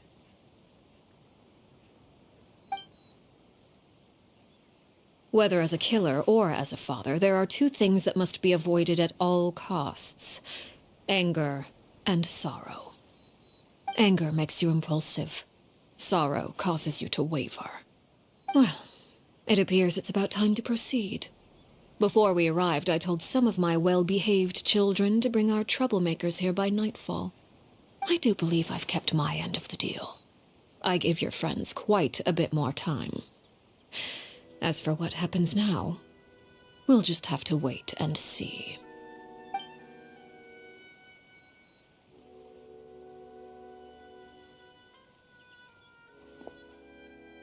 Here they are, Father. Oh, you gonna execute him? Seeing something like that would actually be a first for me. Lenny!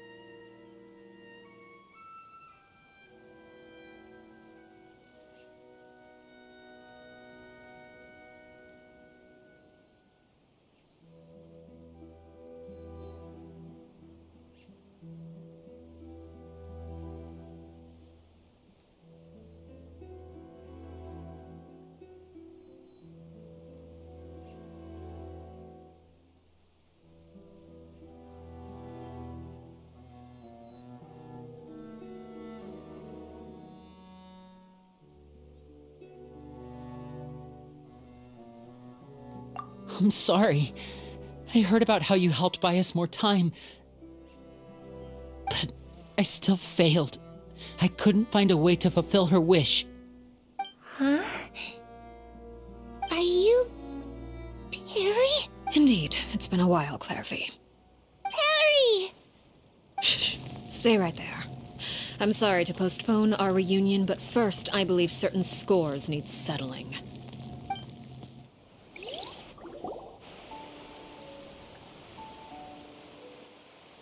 Father, let me explain. Out of my way. Father! You chose to conceal a threat to the house, and for that, you must be punished. Overall, however, I suppose your wrongdoing is hardly the most egregious of the bunch, so I'll deal with your punishments later. As for right now, the more pressing concerns are the traitors among us. By traitors? Do you mean us? Father, let me explain. We didn't mean to... Fultz, why don't you share what you heard? Yes, Father. Secret Midnight Meeting number 3. Participants, Filial, Nantoy, Sato, Toddy. Nantoy clearly said, if only Father wasn't the one who took us in. Sato added, I'm sick of this life. I just want to live as a normal person. Filial was the worst of them all. She called us crazies and said a bunch of mean things about Father. I did not! You're lying! Fultz is trying to frame us. It's not like I'm the only one who heard those things. After that, you and Toddy and a bunch of other people started talking about Clairvy. You were using all those things Clairvy brought up as an excuse to question Father. We're birds locked in a cage. The only way out is to destroy it. That's what you said, wasn't it? You little. You just want me gone, don't you? What did I ever do to you, huh? And you, Sheplo, have you forgotten who stood by your sickbed, watched over you, and changed your dressings? Come on, let's hear it then. What's your reason for all this?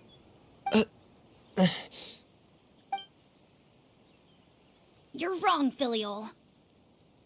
We don't want you to die. You're our family. Liar. You wouldn't be doing this if that were the case.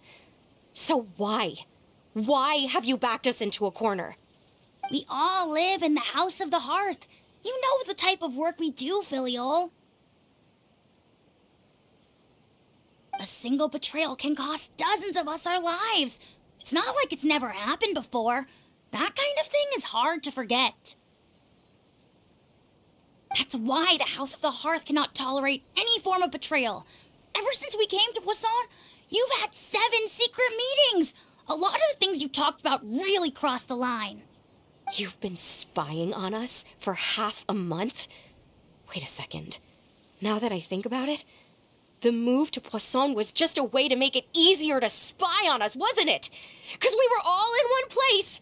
You've had this planned all along. Filial, Nantoy, I'm sorry. I owe you both my life. I owe Clairvy too. If it weren't for all your help after I got poisoned, I wouldn't be standing here today. If this were any other situation, I would do anything to repay that kindness, even if it cost me my life. But rules are rules. I'm sorry. My hands are tied. Why? Why? That's enough, Filial. We made a mistake, and we should own up to it. We broke the rules, plain and simple. And now we have to face the consequences. I'm sorry, Sheplo. Fultz. I'm sorry, Father.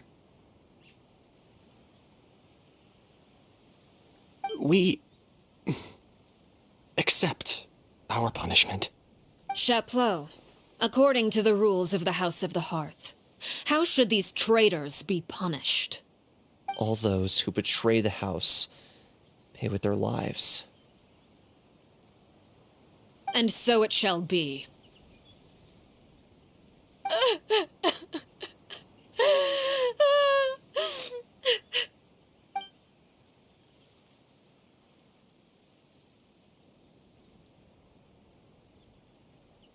Father, please wait! Something you want to say, Linny? Please reconsider, Father. What Filial and the others did, does it really count as betrayal? We all come from broken families. From the very first day we joined the House of the Hearth, we wanted nothing more than to make it a real home. But the truth is, none of us know what a real home should look like. I'm not saying I have all the answers. All I know is this. Killing Filial and the others may uphold the rules, but doing so will only bring us further away from being a real family than we've ever been. So please, Father, please reconsider. I agree with Linny. Father, please. Linny, you...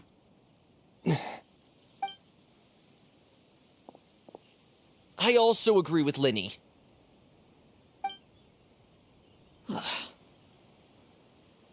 An order once given cannot be rescinded.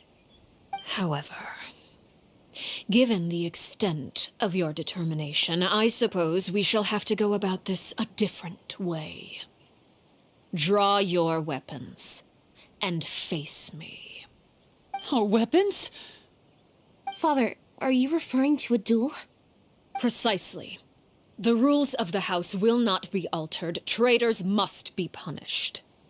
However, resolving disputes with a duel is also one of our rules, one that also applies to me. Demonstrate a sufficient showing of strength, and I shall offer a concession. Wait. Beat Father in a duel? Impossible. Father is way too strong, even for Lenny.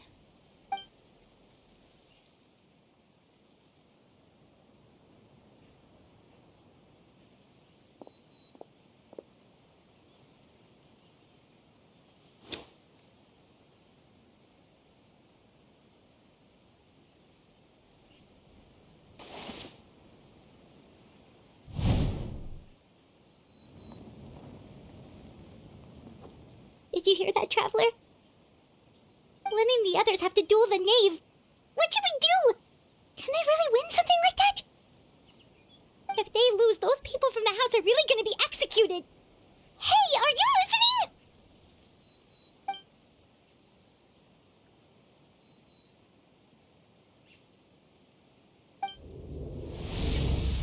Don't you want to say a proper goodbye at least? Anger makes you impulsive. Sorrow causes you to waver.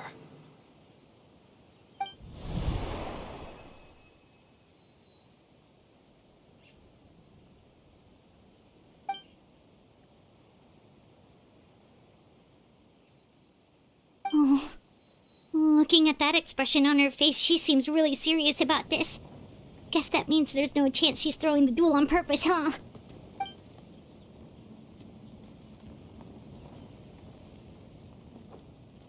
When guests are around, families are often on their best behavior. And any disputes are less likely to escalate. When the time comes, make the choice that you deem most appropriate in the situation, and lend your help to the House of the Hearth. What's wrong, Traveler? Hey, where are you going? Traveler?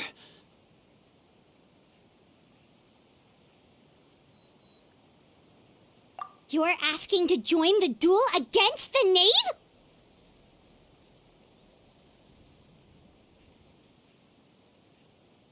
I'll allow it. We do have a ready-made dueling ring at our disposal, after all. All I would advise is this. Keep a firm grasp on your weapon, and give it your all. Any less, and you may just lose your life.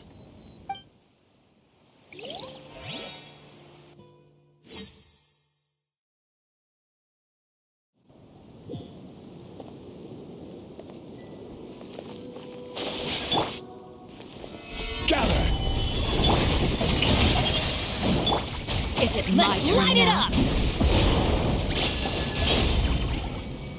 Off we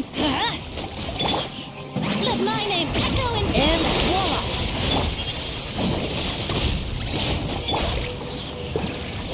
Is it my turn now?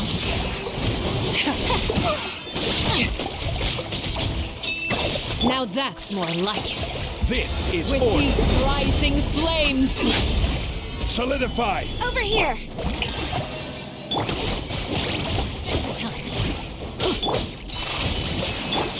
With the fall of darkness, shine. destruction shall rise. Teamwork is dreamwork! Have a Southwest taste world. of purgatory. My opponent! Try to pace yourself. With these rising flames, Strike a pose! look at you. Trapped like a bunch of helpless animals. And voila! Take flight! The countdown has begun. Like a fly tangled in a web.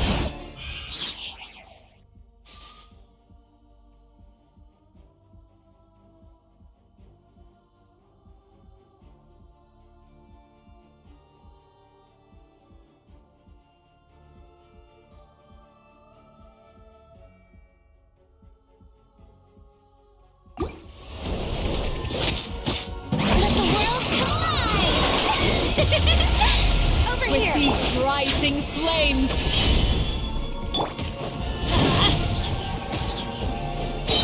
I'm going in! is it my turn now? I will have order. Kamisato out! I have to draw my blade. Trapped like a bunch of helpless animals. Is it my turn now? Let's light it up! How Not brilliant! bad. You've proven to be a worthy Watch out for opponent. Father's movements!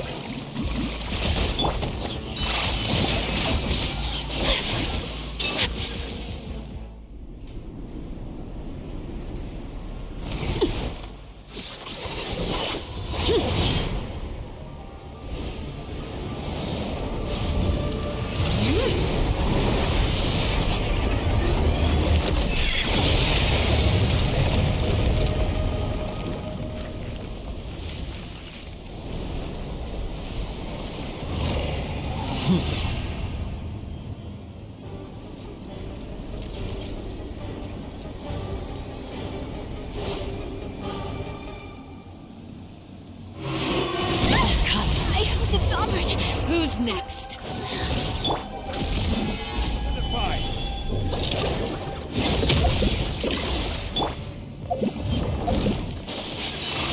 Watch out for Father's movements!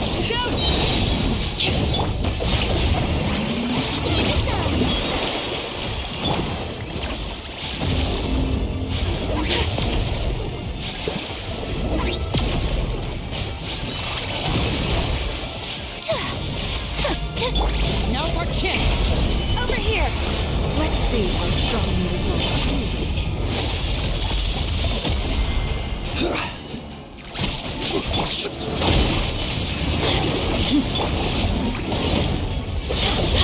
Off we go! Teamwork is dreamwork! Strike a pose! Watch out for Father's movements! Look out! The sun and moon have set. Only ruin Emergency remains. countermeasures aren't my thing. Gather. All hope has been extinguished.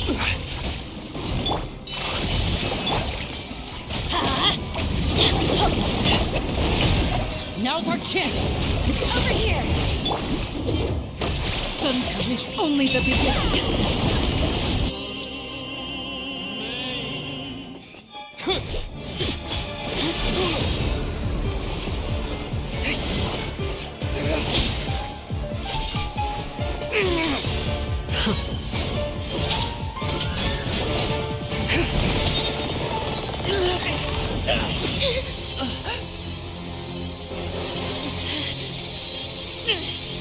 You should know better than to crowd in one place.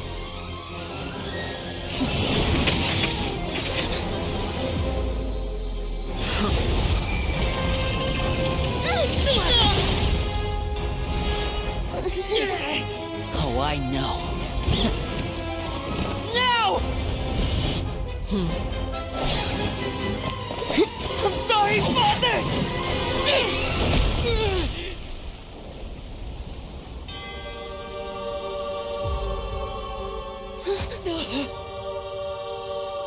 Sorry for what? This pitiful excuse for an attack.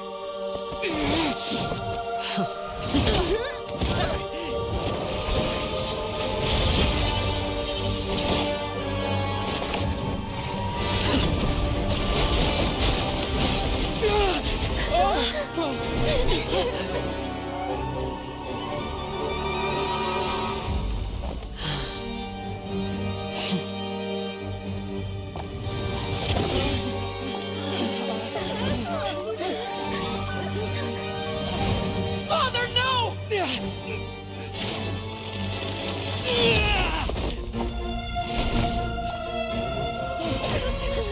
Made it out, did you?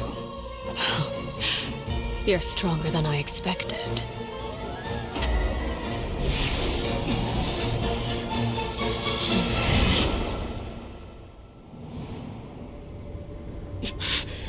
A crimson moon? I can't move.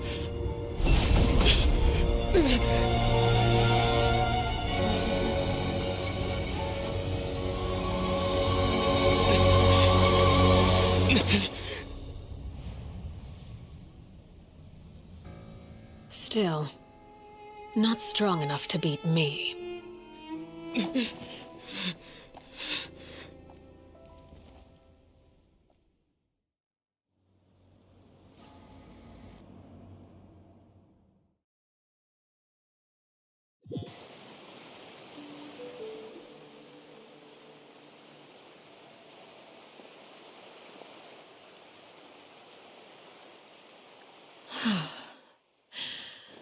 I believe we can end things here. It's not often that we get to enjoy the company of guests, after all. We wouldn't want things to get too out of hand. Brother, are you alright? Linny, given that I am the victor of this duel, as agreed, the punishment stands. No! I never thought things would end like this. However, everyone involved in the duel demonstrated a remarkable level of strength and determination. In light of this, I'm prepared to change the method of execution.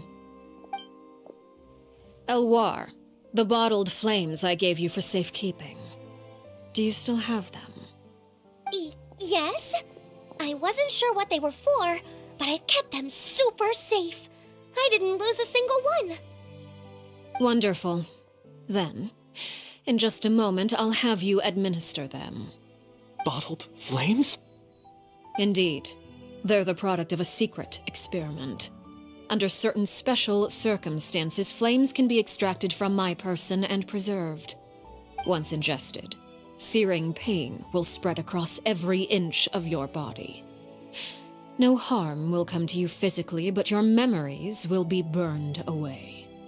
If you can withstand the pain. When you awake, you'll have forgotten everything you know about the House of the Hearth, and will be expelled from the organization. In other words, administering this concoction will kill the version of you that grew up in the house, and give you a new identity.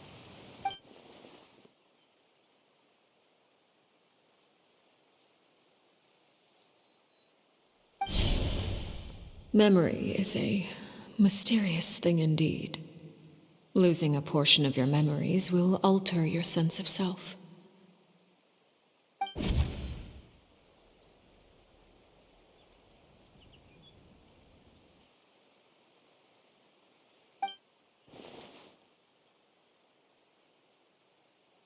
So, you're just letting us go, Father? You misunderstand. Memories are extremely important. Once consumed by flame, the version of you standing before me will die, and our secrets will die with you. So no, I don't intend to just let you go, because the person who survives will be nothing but a stranger. Even so, I won't have to live in fear anymore. I'm sorry, Father. I'm sorry I let you down. But I really... Don't cry, Filial. You haven't left the house yet, so there are still rules to be followed, yes? Remember what I taught you. Anger makes you impulsive, sorrow causes you to waver. Don't let yourself be controlled by your emotions. Of course. I'll remember. Dry your tears, and go pursue the life you really want. Yes, Father. Chaplot, Foltz, Elwar, take them back to Poisson. And bring Linny and the others as well. I prepared 3 extra vials of bottled flames. As for whether to take them, the choice is yours. Goodbye, children. The next time we meet, I will no longer be your father. Thank you for all you've done for the house. I hope you have bright futures ahead of you.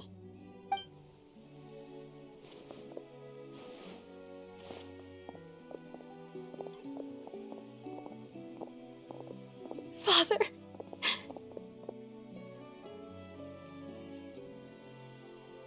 Let's go.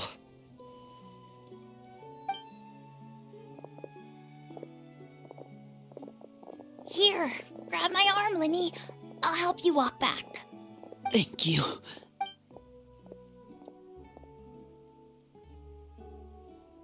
Clairvy.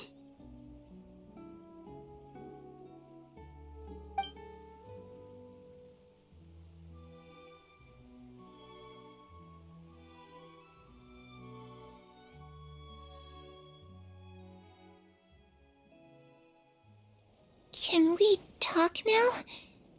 I've been waiting for a super long time. You really are Perry, aren't you? I haven't seen you in so long. How come you're all grown up? Wait, did I somehow travel to the future on accident? Or am I dreaming? What a long dream. Neither. You died, Clairvy. That's what happened. You could have at least sugarcoated it a little. Look, she's that speechless. Oh. Okay then. Huh? That's it? Yep. If that's what Perry says happened, then I believe her. Perry wouldn't lie to me. Plus, I don't really need to know why I'm like this. I'm more curious about what happens in the future. If you're a harbinger now, Perry, can you tell me about it? I want to know what happened to her. You never stopped trying to defy fate. At first, no one believed you. You could only vent your frustrations to the moon. In fact, you often sought comfort in the night sky. You wanted to see the aurora, so one night we promised each other we would go to Snezhnaya to see it together. Later on, you tried to run away, but you were brought back each time. Mother spared your life, but it wasn't out of kindness. Instead, she decided to make an example of you by slowly torturing you over time. That way, the other children would know what happens to traitors. Still, you never gave up. Mother hoped that through ruthless duel after ruthless duel, she would be able to crown an ultimate victor among the children she raised. But you called on everyone to unite, to fight to a draw in order to reduce casualties. Your efforts may have only delayed the inevitable, but still. You gave them hope. You tried everything you could think of, but every attempt ended in failure. Still, you never turned your sword on Crucibina, and you never turned it on me. On that gloomy day, you told me, for the last 16 years of my life, I've done everything I can to fight for freedom. But now, I realize that the only freedom I truly possess is the freedom to choose to die. I never imagined I would say something like that. I must have been feeling really worn down, but somehow, I still think I understand. According to Mother's plan, only one of us was going to make it until the end. And I always hoped that person would be you. If I could do it all over again, I still don't think I would make a different choice. Even when I first met you, I knew you'd be able to do what I couldn't. Is that so? Even now, I'm not sure I truly understand what kind of freedom you are trying to pursue. But as the head of the House of the Hearth, and as the children's father, I've tried to give them the most basic of freedoms. The freedom to choose their own fate. It's something I discussed with the Iudex of Fontaine. The children who want to leave the house will have their memories wiped clean of all secrets pertaining to the organization. In return, they will be allowed to live a normal life in Fontaine without being prosecuted for their past. Of course, I won't simply hand freedom to them on a silver platter. They have to fight for it and prove themselves worthy of it. Only freedom that is earned has true value. That's more than enough.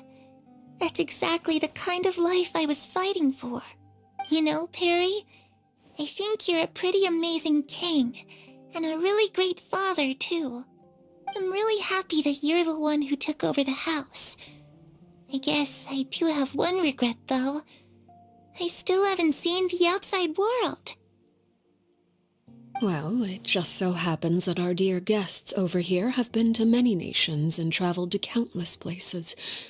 Perhaps they would be willing to tell you what the outside world is like. Really? Of course! We've traveled all over the place. We've got so many stories, we could probably talk your ears off.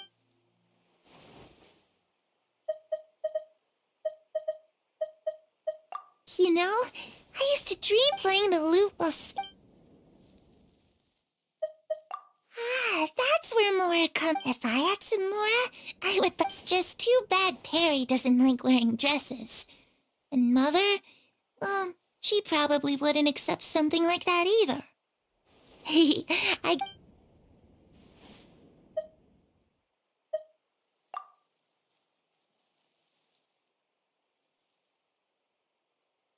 The situation was super dangerous. Lenny and Lynette were... Oh no! Don't worry. We were able to turn the situation around super... How'd you do that? Come on, tell me! Okay. Shadows don't have the capacity to learn or grow. Any new information they encounter is quickly forgotten over time.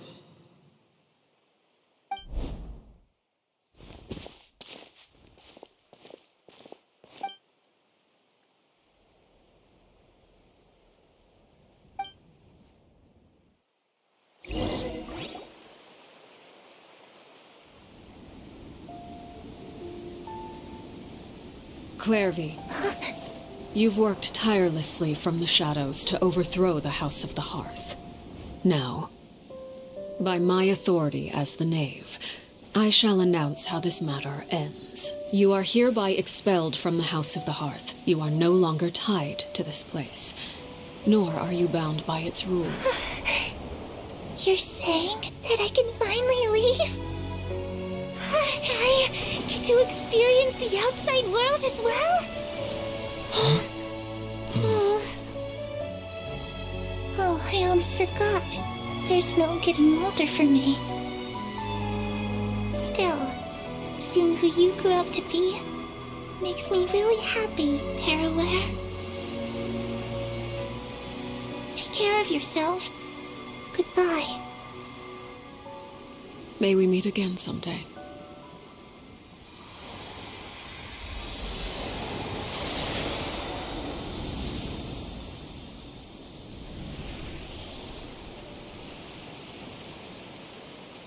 Clairvy. She left so soon. Paimon didn't even get to finish her story. I also have certain sentiments left unsaid. I wanted to tell her that the aurora I saw in Snezhnaya was just as beautiful as the ones in the pictures. But a shadow's memories reset at dawn. Had we delayed any longer, we wouldn't have had the time to say goodbye. Whatever regrets may linger, let them be lost to the coming of a new day. Father? It's Linny! Hey, Linny!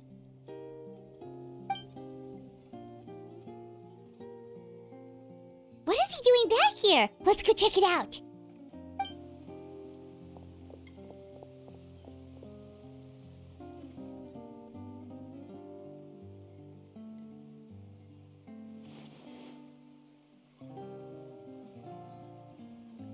Father, the bottled flames have been administered. Filial and the others have left the house. And you? What have you decided? Thank you for giving us that choice, Father. But we never wanted to leave the house. It's the only home we've ever known. Lynette and Fremine feel the same way.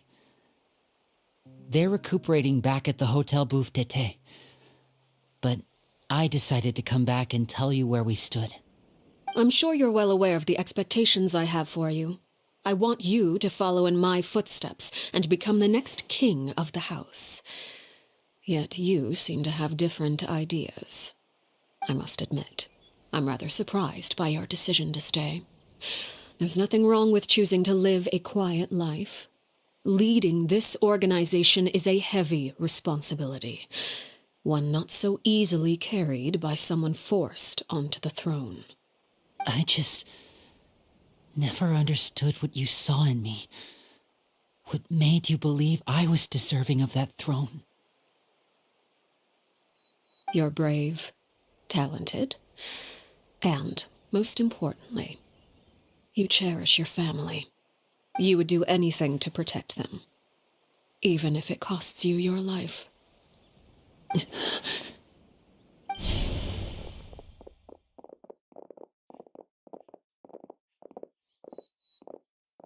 Speaking up back there was so brave of you, Linny. It's all thanks to you that we were able to convince Father to back down. You're a hero, Linny. Hero? Father is the real hero. Had Father gone all out during the duel, there's no way I would have walked away with my life. She must have had it all planned from the beginning, from the very moment she suggested a duel. I'm not deserving of that title. I'm not strong enough or smart enough. You're wrong. In my opinion, all you need to be deserving of the throne is conviction and the necessary strength to act on it. We may have different ideas of what it means to be a family, but you can hardly be said to lack conviction. What you truly lack is strength. For someone of your talent, though, that's something that will come with time. Even without that strength, you still chose to face me in a duel, even though the odds were stacked against you. That capacity to honor your convictions is what I truly see in you. Father. No one knows what the future holds, what tragedy or triumph may be in store. Being at the head of this organization requires the strength of will to face whatever comes. Caution will only hold you back. If reaching a certain standard were required to go after what you want, I would never have succeeded in killing my predecessor. Back then, there was still a considerable gap between our abilities. Strength may decide the ultimate victor, but those who let a lack of strength dictate their decisions or undermine their convictions will never be worthy of the throne. I understand, Father. Thank you. Children must grow up to surpass their parents. Only then can a family continue to flourish. The road ahead is not an easy one, so I'll ask you one last time. Are you certain you want to stay? You've done so much for me, Father, and that kindness must be repaid. Plus, with Project Stuja at hand, there are many dangers ahead, And I, for one, don't intend to back protecting my family at all costs. That's my conviction. Then you're welcome to stay. As for Project Stuja, you need not be too concerned. If those cowardly businessmen and heartless dignitaries try to take us down, I'm prepared to teach them a lesson. Having members who longed for the light was our organization's last weakness.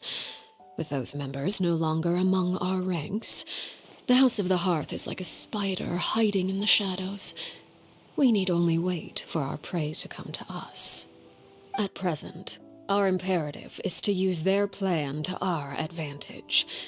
In doing so, a crimson moon shall rise amid the frigid blizzards of winter. No demonstration of loyalty shall go unrewarded, and no sacrifice shall be in vain. As for the two of you, whether we meet again as friend or foe, I'll remember the camaraderie we shared in this moment. No matter how arduous the journey ahead, I hope we both reach our desired destination.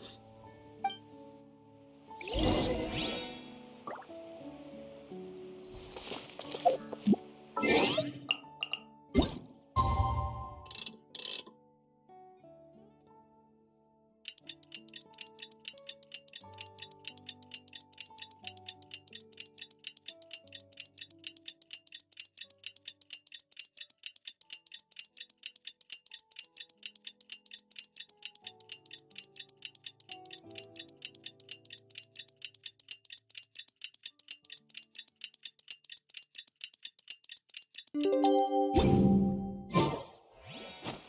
Linny say that Lynette and Fremine were recovering at the Hotel Bouffe d'été? Oh, Paimon wonders how they're doing. Maybe we should go...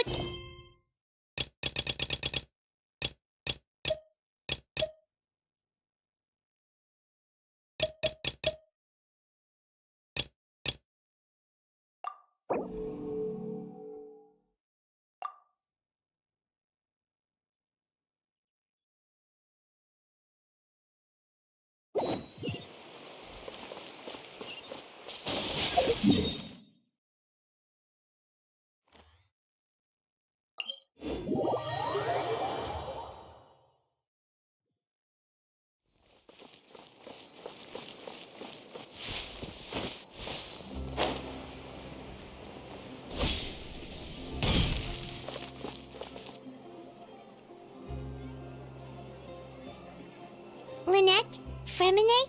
How are you feeling? Much better. Whew, what a relief! What about you? Are you feeling alright?